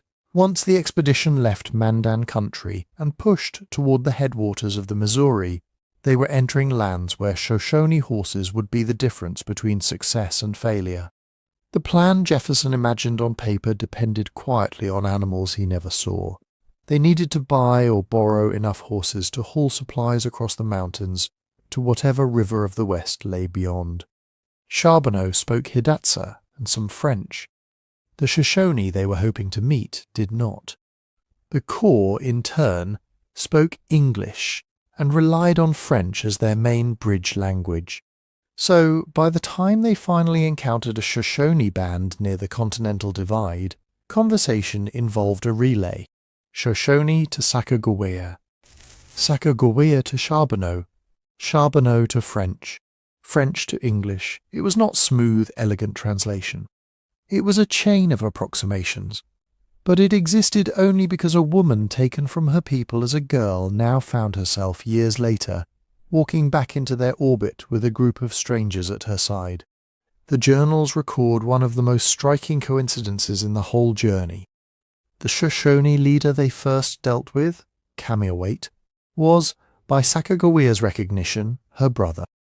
Lewis describes the scene of recognition, the emotion, the reunion. It reads almost too perfect, as if crafted for a novel. But it's there in the nightly entries, written before anyone knew it would later be retold in children's books and statues. What we can't say is how Sacagawea understood that moment inside her own mind. Did she see the expedition as a way home, as a job, as something she was swept into by circumstance? The documents are nearly silent on her motivations.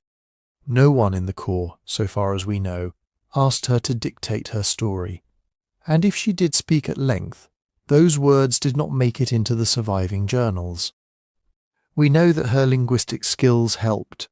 She could explain who these Americans were, what they wanted, what they might offer. She could vouch for them as individuals, not just as an anonymous group. She could interpret not only words, but gestures and intentions that Charbonneau might have missed. That kind of translation is hard to quantify, but you can see it in the outcomes. The Corps acquired horses. They got information about mountain passes and river systems that came straight from Shoshone knowledge she helped make comprehensible to Lewis and Clark. We also know that she contributed in more everyday, practical ways that rarely make it into grand paintings. On at least one occasion, when a boat nearly capsized, Clark credits her with keeping her composure under stress and helping to save important papers and instruments from the water. She gathered edible plants, roots and herbs along the way, adding to the expedition's food supply, and sometimes to their medical options. She endured the same cold, rain, hunger and fatigue as the rest of the party, all while carrying and caring for an infant. These are not the acts of a mystical guide with perfect foresight. They are the acts of a young woman working, adapting, surviving. Around those solid pieces of evidence, later generations built a much larger figure. In the decades and centuries after the expedition, Sacagawea was gradually transformed from Charbonneau's wife at Fort Mandan into a national icon. Women's suffrage activists adopted her as a model of female courage and competence in a male-dominated story. Western states raised statues showing her in heroic poses, often holding her child and pointing toward a hazy future. School curricula distilled her into a single line: Sacagawea, the Indian Guide. Each of those uses tells us as much about the era doing the remembering as it does about her. For suffragists, she represented the untold contributions of women. For Western boosters, she symbolized indigenous cooperation with American expansion. For modern audiences, she sometimes stands in for all native knowledge on the expedition, as if one person alone carried the maps of half a continent in her mind. In that process, many of the uncertainties are sanded away. We rarely hear that historians still debate details as basic as the correct spelling and pronunciation of her name. We don't linger over the fact that the journals never explicitly call her the guide of the expedition in the sweeping way later stories do. We usually skip past the quiet lines in the record that show Charbonneau complaining, the captains frustrated with him, Sacagawea ill or recovering, the normal frictions and vulnerabilities of real people on a hard journey. Turning her into a symbol of motherhood, of Native America, of guidance, of peace, can make it harder to see her as a person who might have had mixed feelings, private doubts, or motives that don't fit neatly into our preferred narratives. But that tendency is not unique to her. Throughout this story, from Jefferson's imagined maps to the finished atlases, we've seen how people project hopes and fears onto limited information. A dotted river on a chart becomes a promised passageway. A single line in a journal becomes discovery. A woman mentioned briefly as someone's wife becomes, over time, the face of an entire expedition. Sacagawea's story sits at the intersection of those habits. The records of 1804 to 1806 give us glimpses: an interpreter helping broker a critical horse trade, a young mother calming a baby in a bitter wind, a person recognized and embraced by a brother she hadn't seen since childhood, a practical worker saving equipment from the river and roots from the earth. Later storytelling layers meanings over those glimpses until the human being nearly disappears under the symbol. Remembering that difference between what the journals firmly show and what later centuries added is not a way of diminishing her. It is a way of respecting her. She was not a legend walking. She was a person moving through a dangerous, exhausting, confusing world, making choices with the tools and the knowledge she had. The fact that we can see her only through narrow windows doesn't mean we should fill the rest of the room with our own reflections and call it complete. In her, more clearly than almost anyone else on the expedition, you can watch history and myth braid together. And if we look closely at that braid, we begin to see how much of what Lewis and Clark saw in 1804, and how much of what we think we see now, is shaped less by the light of the past and more by the lenses we hold over it. By the time the Corps left the Mandan villages and began working their way up the Missouri in earnest, they were entering a world that in most schoolbook versions barely exists. In a lot of modern maps of the story, the Great Plains look like a wide, blank belt between the civilized East and the dramatic mountains of the West, a stretch to be crossed, the thing you endure on the way to the real story. That is not what they stepped into. For Lewis and Clark, the plains were a living, moving system. A sea of grass, yes, but a sea thick with animals, people, smoke, and rumour. If you could ask any member of the expedition what they remembered from that middle stretch, the answers would probably not be emptiness. They would be motion. Start with the bison. The numbers are hard to pin down.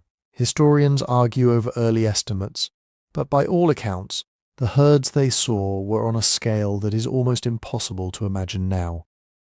The journals describe the ground shaking, the riverbanks collapsing where animals came down to drink, entire horizons dark with moving backs and horns.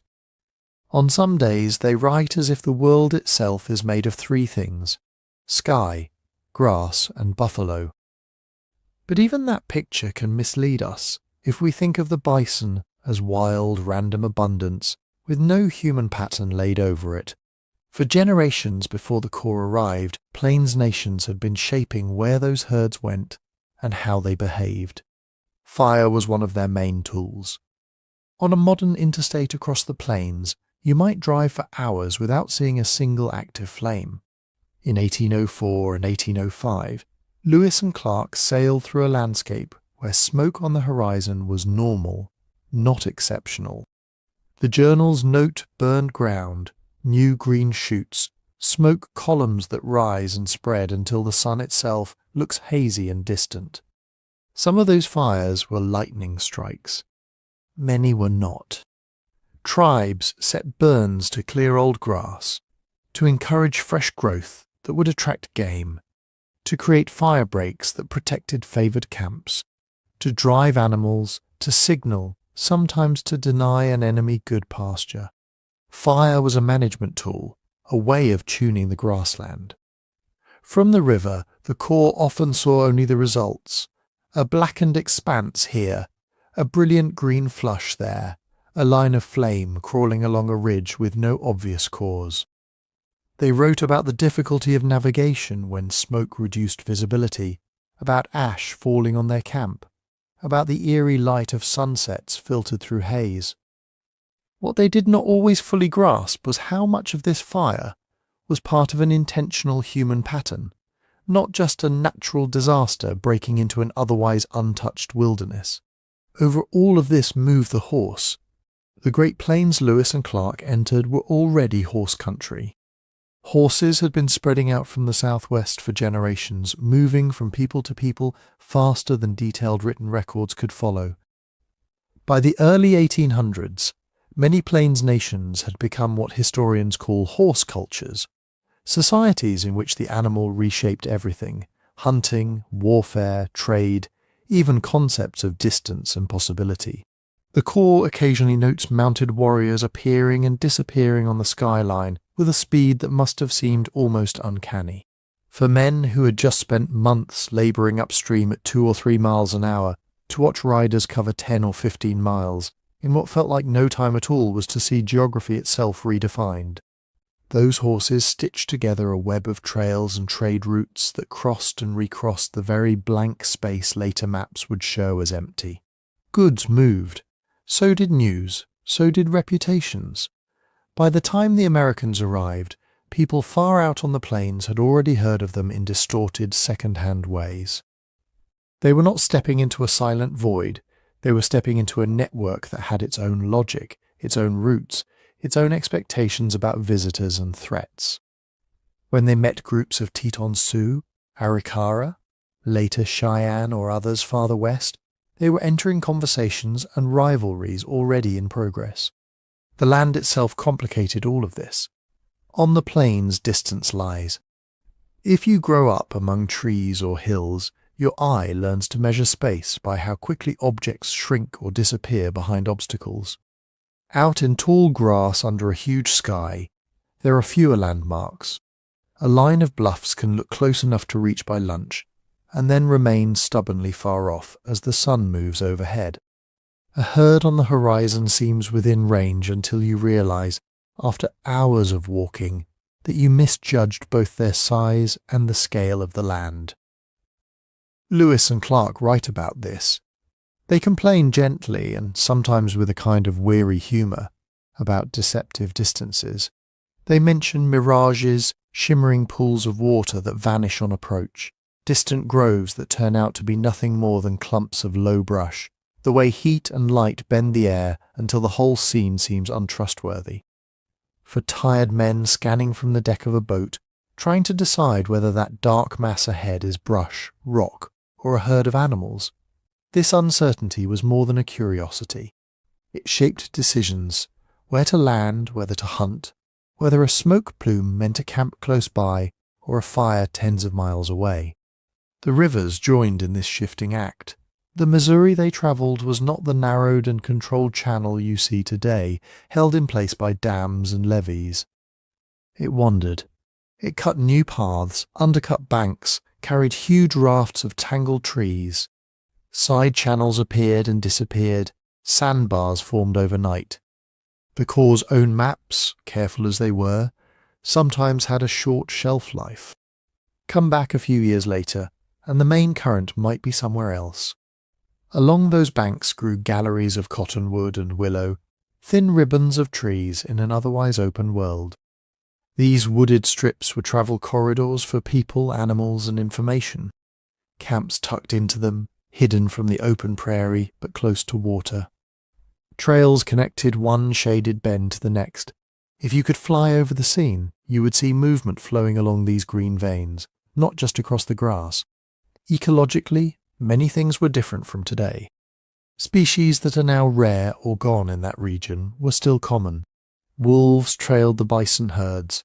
Grizzly bears occasionally came down onto the plains from the foothills. Elk, antelope, beaver, otter all appear in the journals. The mix varied from place to place, but the general impression is one of abundance, layered over by constant hunting and management, by human communities who relied on that abundance but also shaped it. That's the part our mental picture often leaves out. We imagine before settlement as a time when animals moved purely according to instinct and water flowed by its own whim. In reality, by 1804, fire regimes, hunting practices, herd movements, and even some plant distributions were already being nudged and directed by human decisions, not with fences and ploughs, but with knowledge passed down over generations, when to burn, where to camp, which areas to leave alone for a season because they would be needed next year. For the Corps, this translated into a string of experiences that oscillated between awe and unease. One day the men are nearly giddy at the sight of so much game. We could have killed as many as we pleased, a kind of casual note of superabundance. They feast, they fill their packs, they talk about the fertility of the soil and the possibilities for future farms and towns. Another day they are edgy, watching smoke in all directions, hearing distant drumming, wondering which group is out there and what mood they might be in. They write about nights when the prairie glows at several points on the compass, flame flickering under the stars. They listen to wolves howling and bison lowing and, beneath that, possibly the faint sounds of other camps they cannot see. Sometimes they simply marvel. Clark climbs a bluff and writes of looking out over an immense plain, where the eye can find no boundary. Lewis notes the beauty of wildflowers running in bands and patches across the grass, changing the colour of whole slopes with the season. They are tired, sore, often sick, but they also stop repeatedly, just to try and get the strangeness and scale of it down in ink. This middle world was not the absence of history, it was its own centre. For the nations who lived there, the plains were home, hunting ground, battlefield, marketplace, memory space. Sacred sites dotted the apparently featureless grasslands, particular hills, springs, bends in the river that held stories stretching back before European contact. Trails that the Corps occasionally stumbled onto were not new paths, but old ones, worn deep by hooves and feet and the weight of trade goods long before an American flag ever passed by. When we treat the plains as a blank stretch between important places between St. Louis and the Mandan villages, between Mandan and the Rockies, we repeat, in a quieter way, one of the expedition's own blind spots. They saw much. They recorded more than most travellers of their time would have. But they also often interpreted what they saw through a lens that treated farms and towns as the default markers of value. Land without fences looked unclaimed. Grass without houses looked unused. Meanwhile, under their very boats, networks of obligation, rivalry, and exchange were thick as roots. In the next stages of their journey, as the land began to rise and break, as the grassy sea gave way to broken country, and finally the first fingers of the Rockies, the core would discover how costly it could be to mistake a living landscape for a mere interval. But on that long, smoky, shimmering reach of river across the plains, they were already learning that lesson, day after day, camp after camp, often without quite realizing it. When ice began to pinch the river, and the last of the leaves rattled loose from the cottonwoods, the expedition did something that can feel almost like a pause button when you read the story in a textbook. They stopped, they built, they stayed. Wintering at Fort Mandan can sound, in summary, like a logistical footnote, a place to wait out the cold, repair boats, write up notes, and then move on in the spring. But if you look closely, that winter is less an intermission and more the hinge of the entire journey. If things had gone badly there, logistically, medically, politically, there may not have been a famous Lewis and Clark expedition for us to talk about at all. The reasons they stopped were practical and brutal. The Missouri above the Mandan and Hidatsa villages was, in winter, not a friendly road. Ice floes could crush a boat. Blizzards could erase the horizon in minutes. Game shifted its patterns. The river, always dangerous, became an unpredictable machine of moving ice and hidden current. The Corps had already pushed hard that first season. They were entering territory where their maps thinned into guesswork. Their supplies, already stretched, needed to be consolidated, repaired, supplemented. So when they reached the cluster of Mandan and Hidatsa towns in what is now North Dakota, earth lodge villages set above the frozen river, they made a different kind of decision. Instead of trying to muscle on into the unknown in midwinter, they chose to tuck in near people who knew the place. They cut trees. They hauled logs through snow. They put up a stockade and a cluster of rough cabins on the riverbank and named it Fort Mandan. Inside those walls, day-to-day life shrank down to routines that were, in some ways, as narrow and repetitive as any small-town winter. There was building to finish, roofs to tighten against wind that could drive temperatures so low that ink in the inkwell froze. There were constant repairs. Weapons, tools, clothing, all had been worn hard for months. Leather needed mending. Gunflints needed replacing. Oars cracked in the cold and had to be remade. The keelboat, which had been their moving home and warehouse, needed attention before it could even think of heading back downstream with specimens and reports. Food, which had sometimes felt limitless on the summer and fall river, turned into arithmetic. They hunted when they could, bison, deer, elk out on the frozen plains, but storms and deep cold made every hunting trip a gamble. They learned to ration meat and flour, to stretch their remaining trade goods, to eat a monotonous but sustaining diet. Salt, fat, and calories mattered more than variety. A spoiled barrel or a misjudged hunting party could mean hungry days.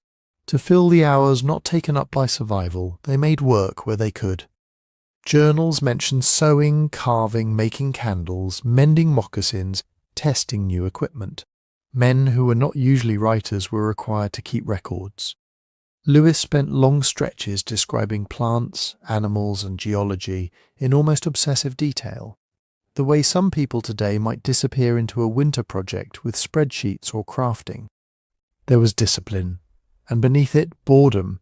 Military routine did not go into hibernation. There were inspections, orders, punishments for drunkenness or disobedience. In a confined wooden world, tempers could flare. The officers had to maintain a balance between strictness to prevent chaos, and enough tolerance to get men through months of cold confinement without breaking them. So they also entertained themselves. They sang. They told stories. They put on small celebrations for Christmas and New Year's, using up precious alcohol and sugar in the name of morale. They visited the nearby villages and hosted visitors in return. There are moments in the journals when you can almost hear the sigh in the ink, the sense of time stretching, of the river frozen, of the great unknown west held just out of reach, waiting for the thaw. All of this, though, was taking place inside a wider circle of community that was not of their own making. They had built a fort, but they had not built a world. That world already existed in the Mandan and Hidatsa towns around them. Compact, earth-covered houses huddled in rows, smoke drifting from central holes, storerooms filled with corn, beans, squash, sunflowers, networks of kin and trade that reached out across the plains and up and down the Missouri. The expedition did not simply perch beside these villages as neutral observers. Their survival depended on them. Trade began almost immediately. The Corps needed corn, vegetables, sometimes meat. The Mandan and Hidatsa had surpluses of agricultural products.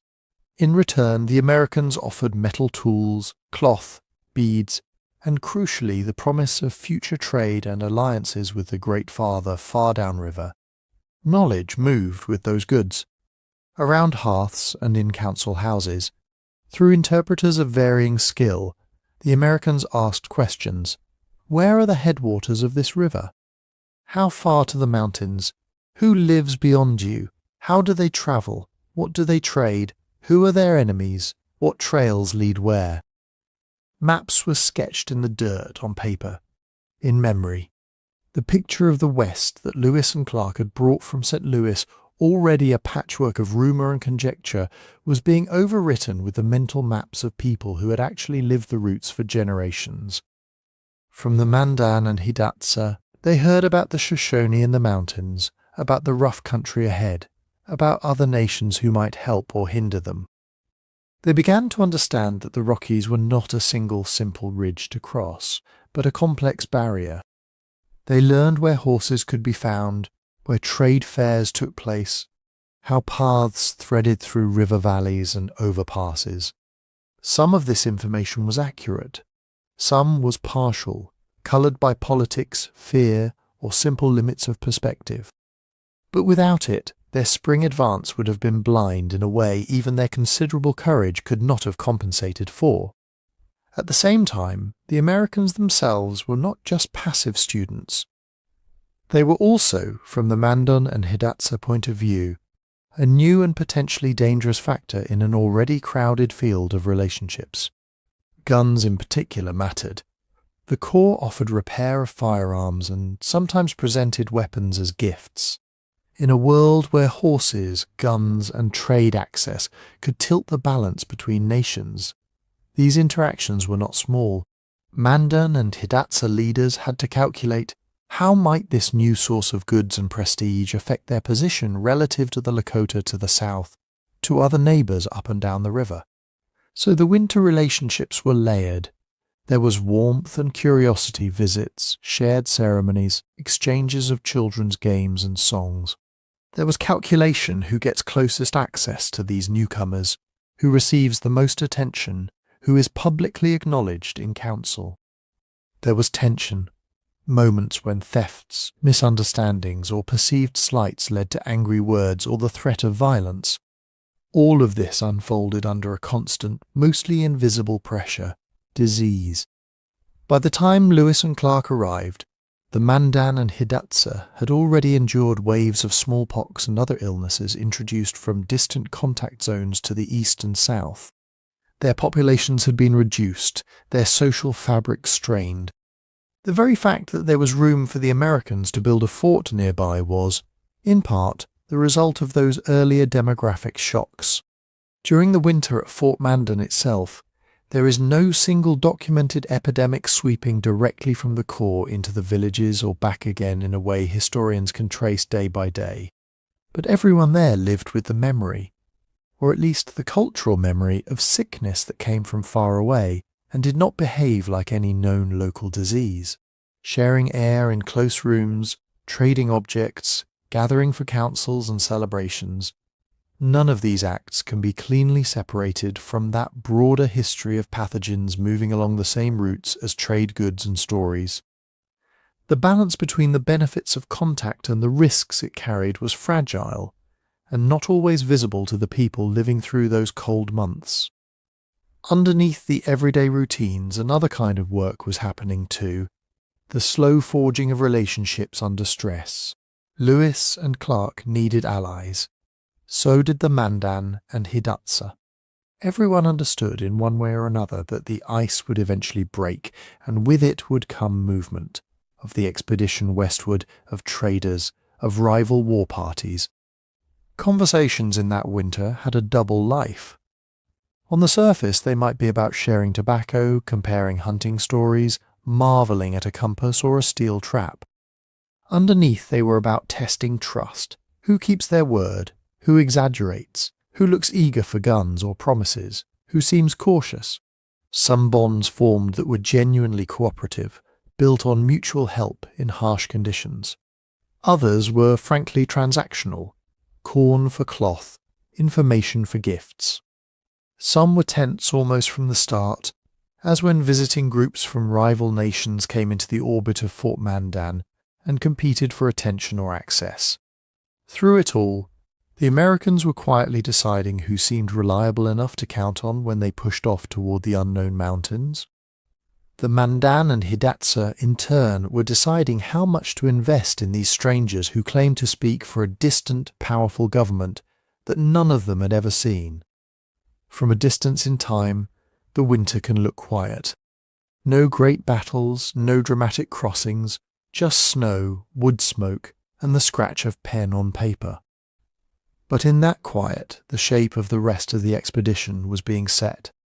They left Fort Mandan in the spring with repaired gear, refreshed supplies, and journals full of observations. More importantly, they left with a mental map that pointed them toward the Rockies, a sense of where horses and guides might be found, and the beginnings of alliances that would later bring Sacagawea and others into their orbit. If the river was the road, this winter stop was the only real town along it, a place where information pooled, where people from different worlds shared shelter from the same cold, and where, in the slow months of snow and waiting, the fate of the journey tilted toward survival rather than disappearance into the white. When they pushed away from Fort Mandan in the spring, they were not just leaving winter behind. They were sailing out of the last place on the Missouri where almost anyone had a clear, lived-in mental picture of what lay ahead. Beyond the Mandan and Hidatsa villages, the river bent toward a part of the continent that, for the Americans, existed mostly as lines on a map and stories passed through several sets of ears. On paper, back in Jefferson's study, the plan still looked clean. Follow the Missouri to its source, carry boats and gear over a short portage across the mountains, drop into a western river, ideally some equivalent of the Missouri, flowing the other way, and ride it down to the Pacific. A single climb, a ridge, a descent, one hard step between two vast systems of watery highway. Out on the actual river, that idea began to die by degrees. The first big shock was the sheer duration of the climb. The Missouri did not suddenly turn into whitewater at the foot of a looming wall of granite. It rose, gradually but relentlessly, into a landscape that kept hinting at a crest just ahead, and then, stubbornly, did not deliver. There were false hopes. A stretch of bluff that silhouetted in the distance looked like it might be the first ranks of the mountains, only to resolve into more rolling prairie as they drew near. A line of hills that felt like the edge of something, only to be followed by another line, and then another. The Rockies, from the eastern side, are not a simple wall. They are a system of uplifted blocks and folded ranges, foothills and benches and plateaus. You do not so much hit them as become entangled in them. The terrain began to take it out of their equipment, as well as their bodies. As the river grew shallower and more broken, the big dugout canoes and pirogues that had served them well lower down became liabilities. They were heavy, awkward, hard to maneuver around shoals and into narrow side channels. Poles snapped against hidden rocks, hulls scraped and split, oars already tired from a year of use, broke under the new strain. Moving upstream against the current had always been work. Now, With more boulder gardens, more sandbars, more twists, it became something closer to punishment. Every mile felt earned in sweat and profanity. Food, which had seemed abundant again when the spring hunts went well around Fort Mandan, began to feel less inevitable as they moved into new country. Game did not vanish, but its patterns were different. Herds were less predictable. The land itself narrowed. River bottoms that had once been wide, rich strips of grass and cottonwood pulled tight between rising bluffs. There was less room for large herds to linger, fewer predictable bottlenecks where hunters could count on finding meat. On some stretches they lived well. On others they wrote about hunger, about the monotony of eating the same stringy meat day after day, about the worry that came when even that supply looked uncertain. Roots, berries, and fish could help, but only if they knew where to find them and had time to stop long enough to collect them. Timing in this landscape was not a background detail. It was the difference between challenge and real danger. Spring runoff could turn a manageable stream into a churning barrier. A storm at the wrong moment could soak powder, ruin meat, and strand them for days. Snow lingering in high passes could delay crossings, compressing their schedule on the far side. They did not always get the timing right. At several points in the journey, they were essentially racing the seasons without fully understanding the course. They had a general idea: move fast enough to cross the mountains before snow closed the highest ground, reach the far side in time to avoid being trapped in some unknown western valley for the winter. But the continent did not care about their deadlines. The further they went, the more they had to admit a hard truth. Without horses, and without local knowledge of trails and passes, they were almost immobile once the river ceased to be their main road. So the search for mountains became, almost immediately, a search for people. The Mandan and Hidatsa had already told them, beyond the next great bend of the river lived the nations who knew the passes and traded in horses. The Shoshone in particular, Snake Indians in some of the terminology of the time, were described as the ones most likely to have what the expedition needed to move overland. Horses changed everything. A loaded canoe can glide on water with relatively little effort once it's moving. The same amount of weight on human backs, on steep, rutted ground at high altitude, turns the simplest portage into an ordeal. Horses could carry gear, hunt faster, and perhaps most importantly carry the sick and exhausted. But horses were not a raw material you could gather from the landscape. They were property, part of complex networks of ownership, war and trade. Acquiring them meant negotiation, gifts, promises. It meant getting along well enough with people who had every reason to be cautious about arming or strengthening strangers. Guides mattered just as much. Knowing that somewhere ahead there was a pass did not tell you where to find the one that would actually work for a caravan of tired men and skittish animals. A trail could be anything from a braided network of well-worn paths to a faint line of broken grass used only in certain seasons. Some led to good water and forage, others led to dead ends or into the territories of enemies. When the expedition did manage to secure guides, from individuals like Sacagawea's relatives or other local experts, they were not just hiring direction finders.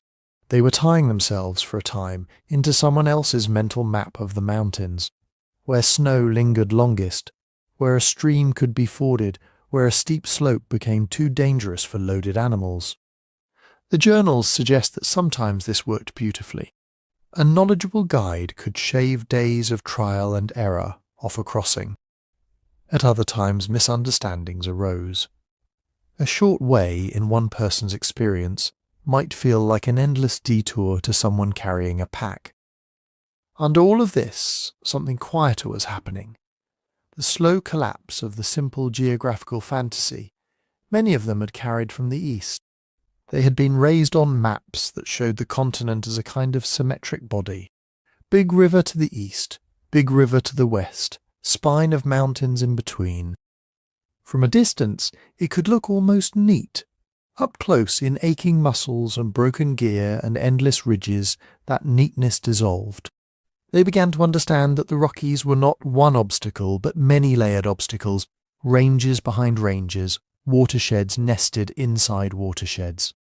Crossing them was not a single effort, but a sequence of efforts, each one demanding more from bodies already worn down by months of travel. Psychologically, that realization may have been as heavy as any load they strapped onto a horse. You can see hints of it in the tone of some journal entries. The optimism when a horizon looks promising. The deflation when that horizon breaks into more high ground. The growing respect, sometimes grudging, sometimes admiring, for the nations who moved through this terrain routinely, who not only survived here but built lives, trade and ritual into its folds. There were moments of genuine discouragement. The idea that the continent might open suddenly, that they would crest a final rise and see a broad western river valley inviting them down toward the Pacific, lingered longer than you might expect. Each time that vision failed to appear, they had to recalibrate their expectations a little further toward reality. They could not always know in the moment which pass was the best possible choice, or whether a desperate decision, eating poorly, pushing on in bad weather, trusting a guide whose language they barely shared, would pay off or nearly break them. Historians can reconstruct some of their routes, compare their notes to modern topography, see where they made fortunate choices, where they simply endured. But from inside the expedition, what they mostly felt was uncertainty stacked on fatigue.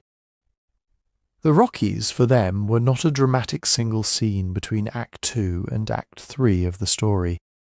They were a drawn-out encounter with a physical system larger than any one map could capture, mediated at every turn by diplomacy, by the willingness of strangers to lend or sell horses, to walk ahead and show the way, to share enough food and knowledge to keep the Americans moving instead of stuck in some blind canyon.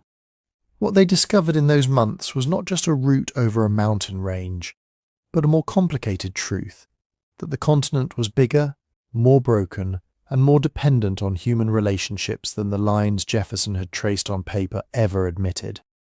Somewhere in the middle of that realization that the mountains were not a line but a system, and progress was not a march but a negotiation, this is a good place to pause, just briefly, and tell you what we've tried to do with all of this in book form. If you're listening to this and thinking, I wish I could walk through these details at my own pace, reread a passage, see how the pieces fit together, that's exactly why we made a book to go with this channel.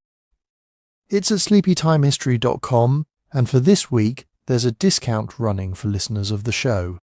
But the book isn't just a written version of the episodes. It tries to do on the page what we've been doing in your headphones.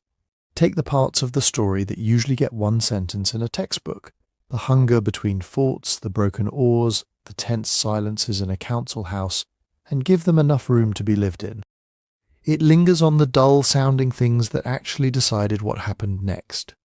Where grass grew thick enough for horses, how far sound carried over frozen river ice, what it meant to wake up in the middle of the night and realize your only compass had been left miles downstream. It brings in the small pieces of evidence that often stay in scholarly articles and archival boxes, a side remark in a French trader's journal that explains a strange gap in the Corps' own notes, a Mandan oral tradition that shades in a moment Lewis skates past, the way a later Blackfeet narrator remembered the first sight of Americans moving through ground that had always belonged to someone else. The point isn't to overwhelm the story with footnotes. The point is to show how, when you really sit with those fragments, the familiar outlines of Lewis and Clark start to twist, stretch, and sometimes flip inside out. For instance, the neat idea of discovery begins to look less like a brave first step into blank space, and more like one late arrival in a landscape that was already mapped in minds, songs, and trade relationships. The hero story of two men starts to blur into a longer list of names. Women who interpreted, hunters who went ahead alone, children whose presence changed the tone of a campfire conversation. We try to be careful about what we can say and what we can only suspect. Where the evidence is solid, An entry in a journal, a known campsite, a dated map, we lay it out. Where historians argue, we invite you into that argument gently, offering possibilities rather than pronouncements. Where a story has hardened into myth, we show you the hairline cracks that suggest another version might be close by. And always under everything is the same question that shapes this episode. What did they really see, hear and feel compared to what later generations have wanted them to have seen?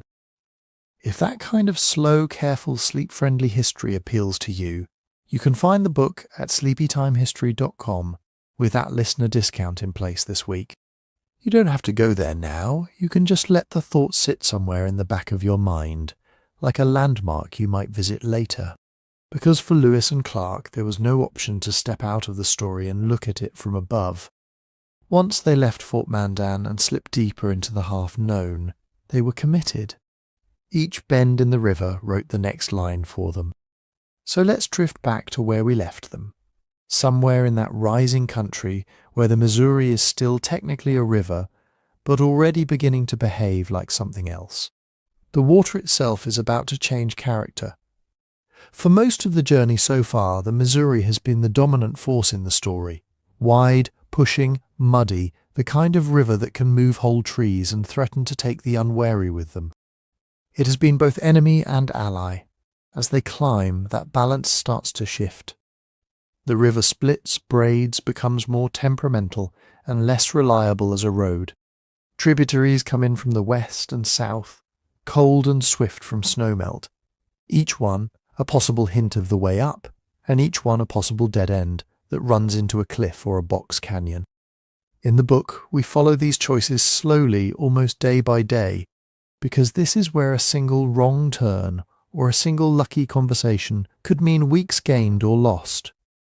On the ground, they did not see a blue line labelled Missouri and a clear fork labelled Jefferson or Marias. They saw multiple channels, willow thickets, and the colour of the water. Here, too, new nations begin to enter the story. Beyond the Mandan and Hidatsa, beyond the Arikara and the nations of the prairie, they are moving toward the homelands of peoples whose names often show up only as footnotes in classroom versions. Different bands of Shoshone, Salish-speaking communities, Blackfeet and others whose territories overlap and pinch together around key rivers and passes. Each of these nations has its own history with horses, with enemies, with the trade routes that skirt and cross the Rockies. Each one will have its own reasons to welcome, ignore, test or threaten the newcomers. The danger here is not always a drawn bow or a raised rifle. Sometimes it is simply being turned away, pointed toward a harder pass, left to face the mountains with too few animals and not enough food. Sometimes it is a misread gesture in a sign language conversation on an open plain, a gift that feels too small, a gunshot at the wrong moment that echoes into old grievances the Americans barely understand.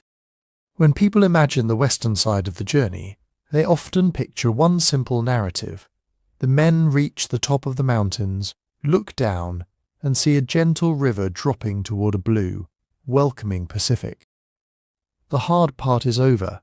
From there, it's just a downhill glide. Almost none of that is accurate. The western slope does not begin as a soft descent. The rivers that drain it, the Lemhi, the Salmon, the Clearwater, the Snake, the Columbia, are not friendly versions of the Missouri repeated on the other side. They are narrower, steeper, and in crucial places, much more dangerous. They do not always flow in the direction that seems most convenient to a mind still organized around an eastern map. The people along those rivers are not waiting passively to be met. They are already trading, defending, and deciding how much of their hard-earned local knowledge to share with these strangers who have somehow appeared from the rising sun, carrying promises, suspicions, and measles. Our book spends a lot of time on that western slope, because it is one of the most not-what-you-think parts of the story. The canoes that felt secure on the Missouri become death traps in canyon rapids. The horses that were so desperately sought on the eastern side become liabilities in cliffy, forested country where a misstep can send an animal and its load tumbling into rock and water. The great hope of an easy water route to the Pacific dissolves into a patchwork of terrifying portages and difficult compromises. We are not there yet in our tale. For now, imagine the expedition still inching upstream, watching the water get colder and clearer, feeling the current quicken under the hull. They do not know that on the far side of the mountains, the rivers will be sharper and more violent. They do not yet realize that the northwest passage of their dreams is, in any practical sense, a mirage. All they can see is what is immediately ahead. A river that feels more like a stairway than a road. A horizon that refuses to flatten and hints, through rumours, tracks and distant smoke of new nations and new negotiations, waiting just upstream. Beyond the next bend, the waterways will cease to be familiar companions and become tests in their own right. Beyond the next divide, the dangers will be less about getting stuck and more about being swept away. On the maps they carried in their heads, rivers were still roads.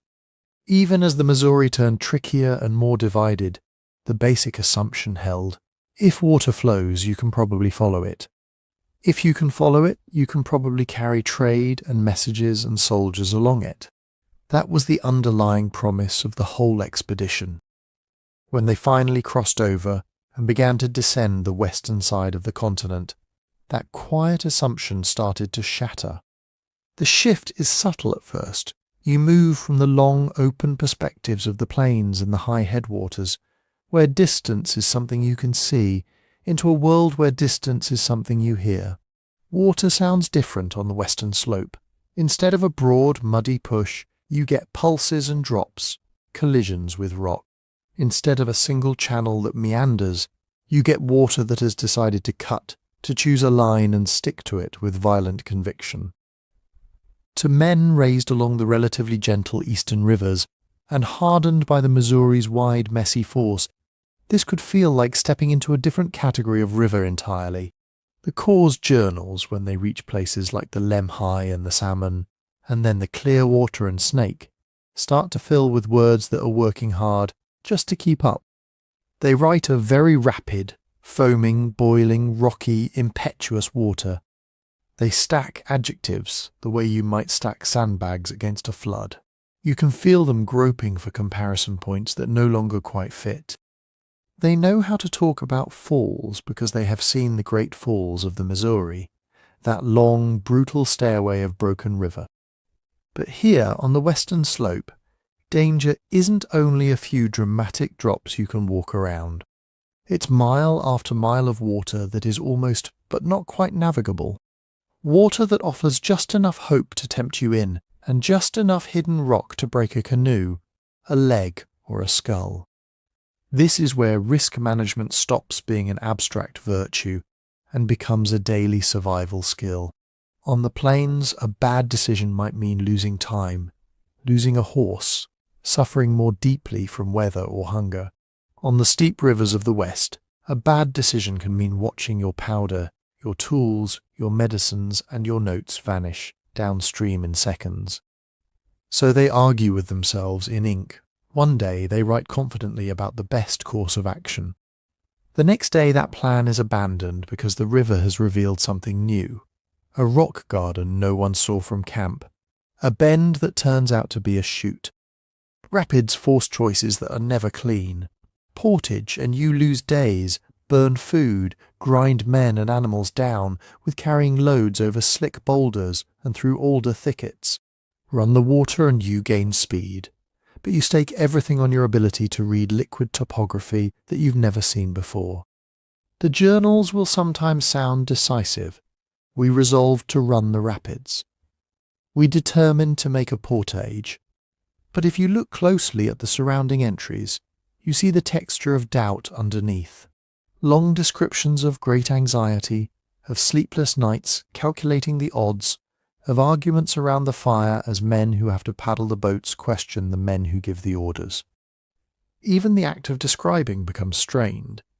The vocabulary they brought with them was built for bottomland farms and tidal rivers. for the Missouri's shifting mud and sandbars, for the careful English of military reports. When they try to put a Western Canyon River into those words, the language itself starts to creak. They repeat phrases. They contradict themselves. A stretch of water is the worst we have ever seen, and then a page later another is still more dangerous. They compare a rapid to one back east, then immediately admit the comparison is imperfect, because no one in Tidewater, Virginia has seen a current like this. In that awkwardness, you can hear the shock of a different world. The environment is changing under their feet and under their boats, but so are the resources that determine how they can move through it. On the plains and upper Missouri, meat has been the default strategy. Bison when they can get it, elk and deer, smaller game and birds when they cannot. They know how to hunt on open ground. They know how far sound travels. They know how much ammunition they can afford to spend. On the western slope, the hunting patterns they trust run into their limits. The terrain tightens. Forest begins to close in. Visibility shrinks. The big herds are no longer part of the daily background. Animals use the broken country to disappear. You can still kill an elk, but you might break your neck hauling it back to camp. At the same time, new resources appear that are no longer occasional treats but basic possibilities. Fish move from being a side note in the journals to being, in some stretches, the only thing standing between the core and disaster. Salmon runs, whitefish, trout, the men rely more and more on nets, weirs, hooks, and crucially, on the knowledge of people who have been harvesting these fish for generations. This is another way the rivers have stopped being roads and started being something more complex. They are now pantries and trade routes and territorial boundaries and spiritual presences all at once. They are the backbone of economies that do not match Jefferson's mental model of neat farmland and small towns spreading along gentle water. On their descent, Lewis and Clark move through a braid of cultural landscapes that are every bit as intricate as the watersheds themselves. They encounter Shoshone groups whose entire political calculus around horses and war is shaped by the passes and headwaters behind them. They meet Salish-speaking peoples whose seasonal rounds trace the salmon, who have protocols for who fishes where and when. They arrive at villages of Nez Perce, Umatilla, Walla Walla, Chinookan communities, farther downriver, each with distinct expectations for visitors, distinct histories with upriver and downriver neighbours. The journals sometimes flatten these differences with phrases like the Indians, but in the details you can see how varied and structured these societies are. A gesture that secured help from one group might mean insult to another. A trade item that carried weight on the plains might feel trivial in a village where dentalium shells, woven hats or certain colours of beads signal status and obligation. A council style that worked on the Missouri, formal speeches, medals, flags, suddenly feels mismatched in longhouses where authority is shared differently, where the important talk happens after the visitors think the meeting is over. The Corps' records on the surface can read as confident through all of this. They keep up the tone of orderly progression. This day we travelled so many miles, saw this many people, recorded these animals, made these decisions. It's the language of control, but threaded through that is an undercurrent of strain. You see it when they describe being fed by hosts because they cannot yet feed themselves. You see it when they confess to feeling much at a loss in conversations where sign language, a few shared words, and Sacagawea's and other interpreters' efforts are stretched to the breaking point. You see it when they note, with unease, that their guns are rusting in the persistent wet, that their best boatmen are shaken by particular rapids.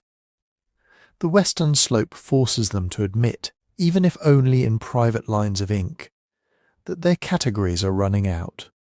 River, but not a river you can simply ascend or descend. Alley, but with interests that do not line up neatly with American purposes. Danger, but not always in forms they have been trained to recognize. Later tellings of the expedition often speed through this part. They leap from crossed the mountains to floated down to the Pacific, as if the western rivers were a gentle conveyor belt. When you slow the story down to the pace of their actual travel, a different picture emerges. You see men standing on a canyon rim, trying to decide if this is water or a trap. You see leaders whose inked words sound sure, even as the spaces between those words are full of doubt. You see an empire's idea of a continent bending reluctantly to fit the carved reality of stone and water that was already known, already named, already lived in by others. On that western slope, the road Jefferson imagined turns into something else. A series of hard bargains with gravity, with local politics, and with the simple fact that the world does not care what your maps expected to find. By now, the expedition we've been travelling with in our minds may feel a little different from the one that usually shows up on classroom walls and coffee mugs. When most people picture Lewis and Clark in 1804, they see a clean line on a map, an arrow moving steadily west. Brave men in buckskins gliding through untouched wilderness, pausing now and then to plant a flag and write a noble sentence in a leather-bound journal. But the world they actually moved through looked and felt very different from that smooth line, and very different from that empty, pristine stage. Travel was not a bold, heroic stride. It was a long, grinding negotiation with water and mud, with wind, with hunger, with sore feet and blistered hands. It was rowing until your back spasmed, poling until your shoulders shook, dragging boats through shallows, hauling cargo over ice, waking up to frozen moccasins and swarms of insects, and doing it again the next day because the river and the orders and the season didn't care how tired you were. The landscapes were not waiting for discovery. They were already spoken for. Villages, fields, burning grasslands, carefully managed bison, fishing weirs, trade routes, boundaries marked by stories and obligations. Lewis and Clark did not walk into a blank canvas. They passed through a set of overlapping human worlds that had their own maps, their own politics, their own history of migrations, alliances, and grief. And everything the Corps wrote, everything we now treat as observation, was filtered through the things they needed and the things they expected to find. When they looked at a river, they saw potential transport or a barrier, depending on whether the current helped or hindered their boats. When they looked at a village, they saw allies or rivals, depending on how those people might fit into an American diplomatic plan that the villagers had never agreed to. When they looked at a prairie, they sometimes saw rich farmland in the making, even when that prairie was the product of thousands of years of deliberate burning and careful movement of animals. They were not neutral cameras, they were human beings on a mission, writing at the end of long days, with sore hands in bad light, trying to translate a continent into words that a president and a distant government might understand. All of our big themes flow back into that gap between what was actually happening and what later readers like to imagine. Uncertainty was constant, not rare. The journals look calm partly because the genre demands it. You write in measured sentences. You number the miles. You list the temperatures. You make decisions sound like single moments of clarity, but inside those simple entries were days and nights of not knowing. Not knowing if the next bend in the Missouri would bring a waterfall or a clear passage. Not knowing if today's friendly council would turn into tomorrow's tense standoff. Not knowing if the animals you depended on would show up when your bullets were running low. Not knowing if winter would break when you needed it to, or hold on just a few weeks longer and turn an ambitious plan into a slow emergency. Diplomacy, too, was more fragile than legend makes it seem. Later stories tend to flatten the expedition into a string of successful meetings, medals given, hands shaken, alliances forged. The reality on the ground was a lot more conditional. Aid could be generous, but it could also be strategic. A tribe might feed the Corps, guide them, even help save their lives, not because of any special love for the United States, but because of their own calculations about enemies' trade routes and future leverage. Misunderstandings were common. Translators worked through chains of languages. Signs were misread. Respect in one culture looked like indifference in another. A promise spoken in careful English might be heard through ears tuned to very different concepts of obligation and time. Ecology, the living world around them, was not simply abundant or scarce.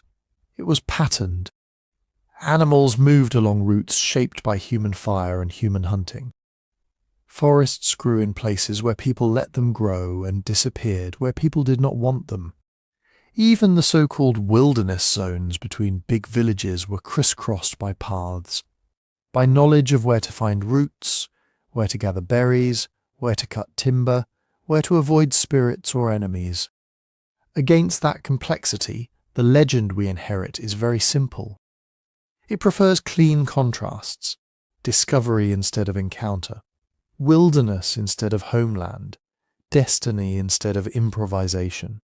It likes a brave line moving confidently west, not a series of hesitations, backtracks and compromises. Myths form this way because our minds like stories that are easy to carry. We smooth the rough edges, we forget how many people were already there. We choose a few faces to stand for thousands of others. We let later agendas, national pride, land hunger, nostalgia repaint the past in colours that feel flattering or comforting. And we practice a kind of selective memory, even with the journals themselves. We quote the heroic parts, the big vistas, the noble phrases. We skim past the entries about illness, about failed hunts, about awkward councils where nobody quite understood what the others meant. We turn a complex human journey into a kind of origin myth. If you've stayed with this story, listening in the dark, you've already been resisting that simplification. You've slowed the expedition back down to human speed. You've let uncertainty, miscommunication, and exhaustion sit alongside courage and curiosity. You've allowed the land to be not just scenery, but a network of relationships. If this quieter, more detailed way of travelling through history feels good to you, it helps a lot if you take a moment, maybe tomorrow, when you're more awake to like this video, subscribe to the channel, and leave a comment. If you feel like sharing, you can tell us where you're listening from, what part of the world your own bed and night sounds belong to. Those small actions tell the algorithms that slow history has a place here, that there's room on this platform for stories that are careful and a little more honest.